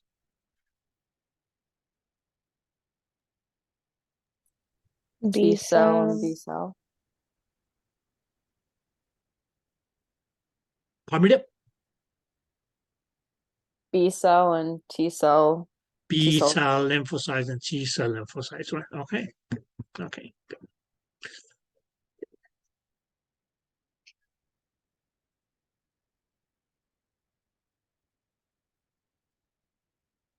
What is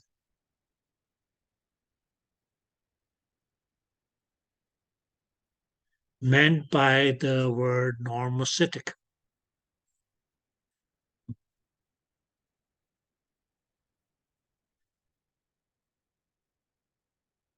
It's a normal size. So Normal size of the cell, right? Okay, okay.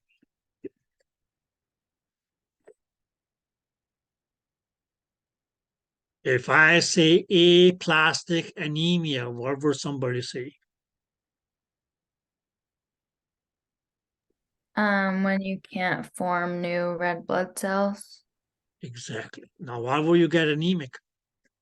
Just because you can't produce new red blood cells. How will that lead to anemia? Because your old blood cells will start breaking down, and without forming new ones, then Exactly. There's no replacement for the ones that get broken down. What do we call the process by which blood cells break down?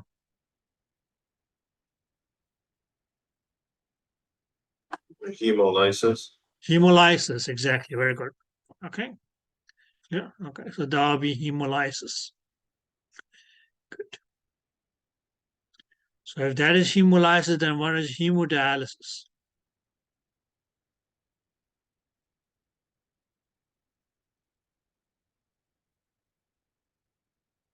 It's the breakdown of waste and stuff in your blood. Okay.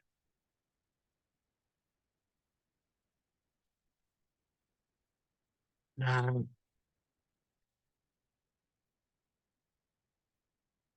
hemodialysis. Complete breakdown of blood? No. Hemodialysis, my dear, is when they hook you up to a machine for dialysis. That's what they call hemodialysis. Clear? Okay. And that takes, okay, a good 3-4 hours of your life on a daily basis. Now, people may have to go as, okay, once a week, twice a week, thrice a week. So,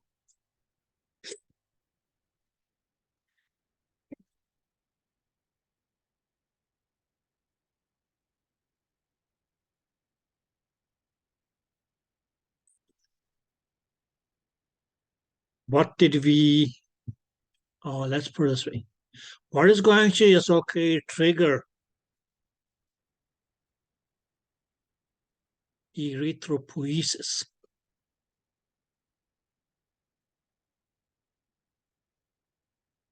Erythropoietin. Erythropoietin.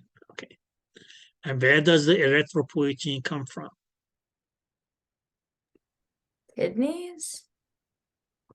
Kidneys. Okay. So again, yes, okay, people with kidney failures who may have to, yes, okay, go for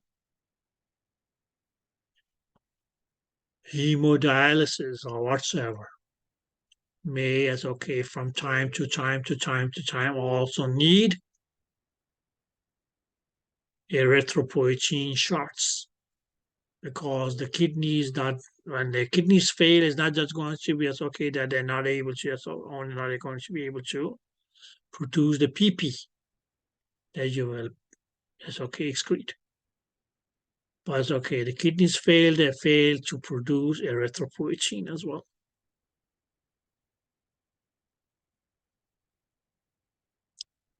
Did that make sense? Yep.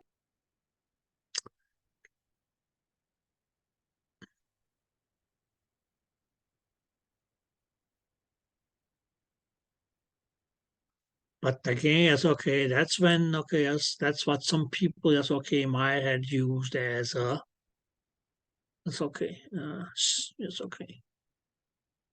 What to call it, it's okay. Potentially, it's okay, enhancing drug. To increase the stamina because it triggers production of more red blood cells. So yes, okay, a good thing falling into the wrong hands. Right, okay.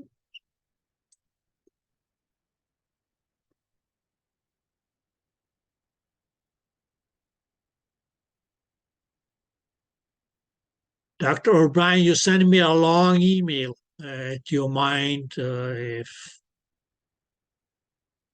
you ask that question, dear?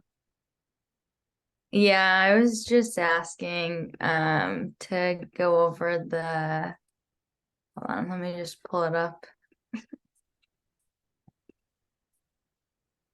1 second. Oh, just the neuromuscular junction. Okay, my dear, listen.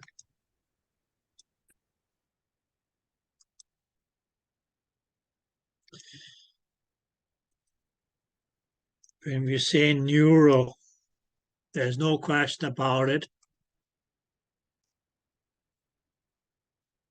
That would be the nerve. Okay. When we say muscular, here is okay, be the muscle. Clear?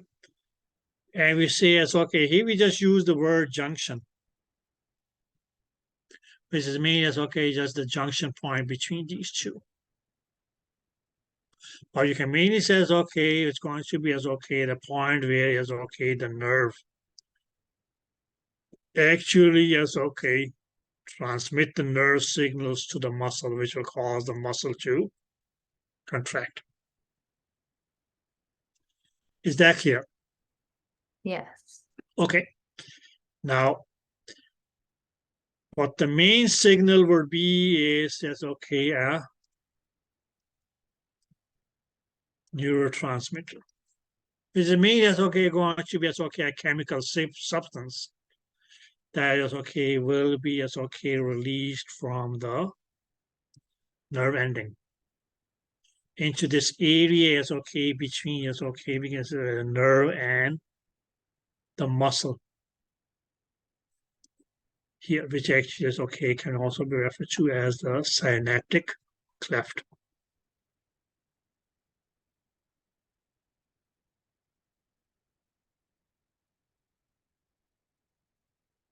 Yeah. Yep.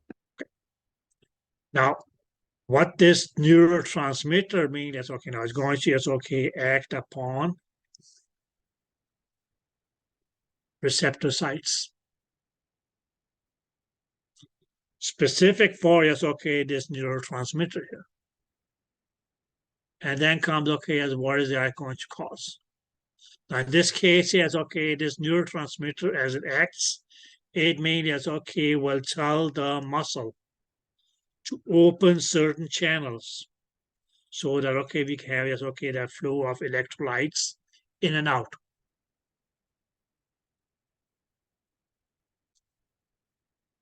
Is that clear? Yep. That actually is okay, will cause us okay, we can say the whole that actin myosin thing is okay from as okay kicking into action. But for all is okay, that actin myosin is okay action thing to kick into action, you still need ATP. Did that make sense? Yep. And where is that ATP going to coming from? From your mitochondria.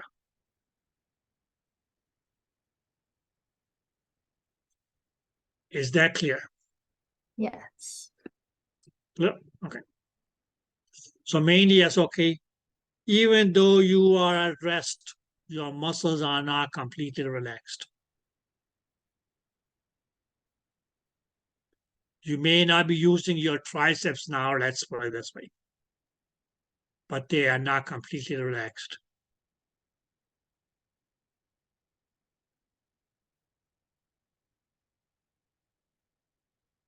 Is that clear? Yep. So that's what they call tone. But I don't want to go into just okay, tonic, tone, and so on, so on, so on, muscle. And so on. That's okay, too much. Clear? Okay. So even as okay in a relaxed state, as okay, it may still be using some ATP.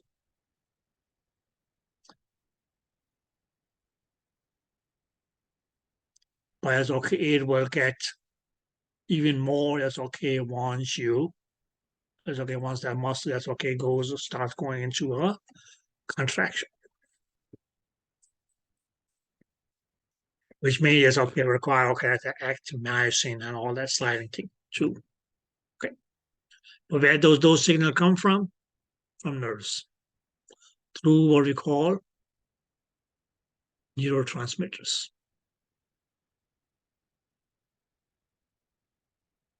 Did that make sense? Okay. Now this word synapse, as you say, well, me is okay. That's a generalized term for either where a nerve meets a nerve. Can be called a synapse, and or where a nerve meets a muscle. But the point where a nerve meets a muscle can be referred to as a synapse, or more specifically as a neuromuscular junction.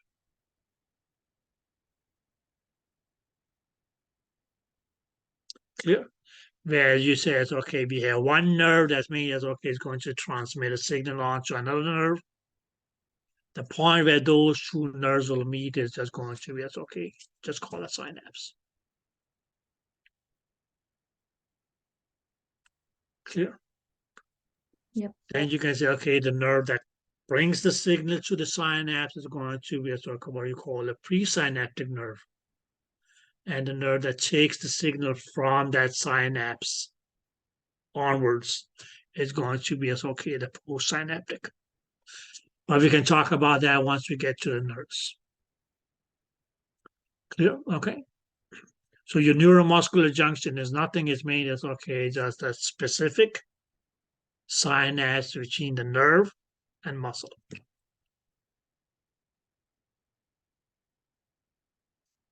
Got it. Did that make sense? Yes. Yes, guys. Any other questions?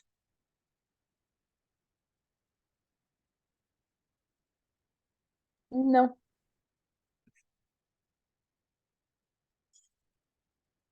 Okay.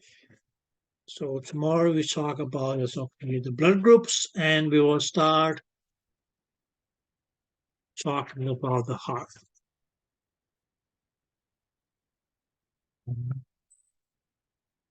So we're done with the blood part of the circulatory system? We just have to talk about the blood groups. Okay. Okay. After that is okay. We will go on to the next chapter, which will be heart. Okay, guys. Then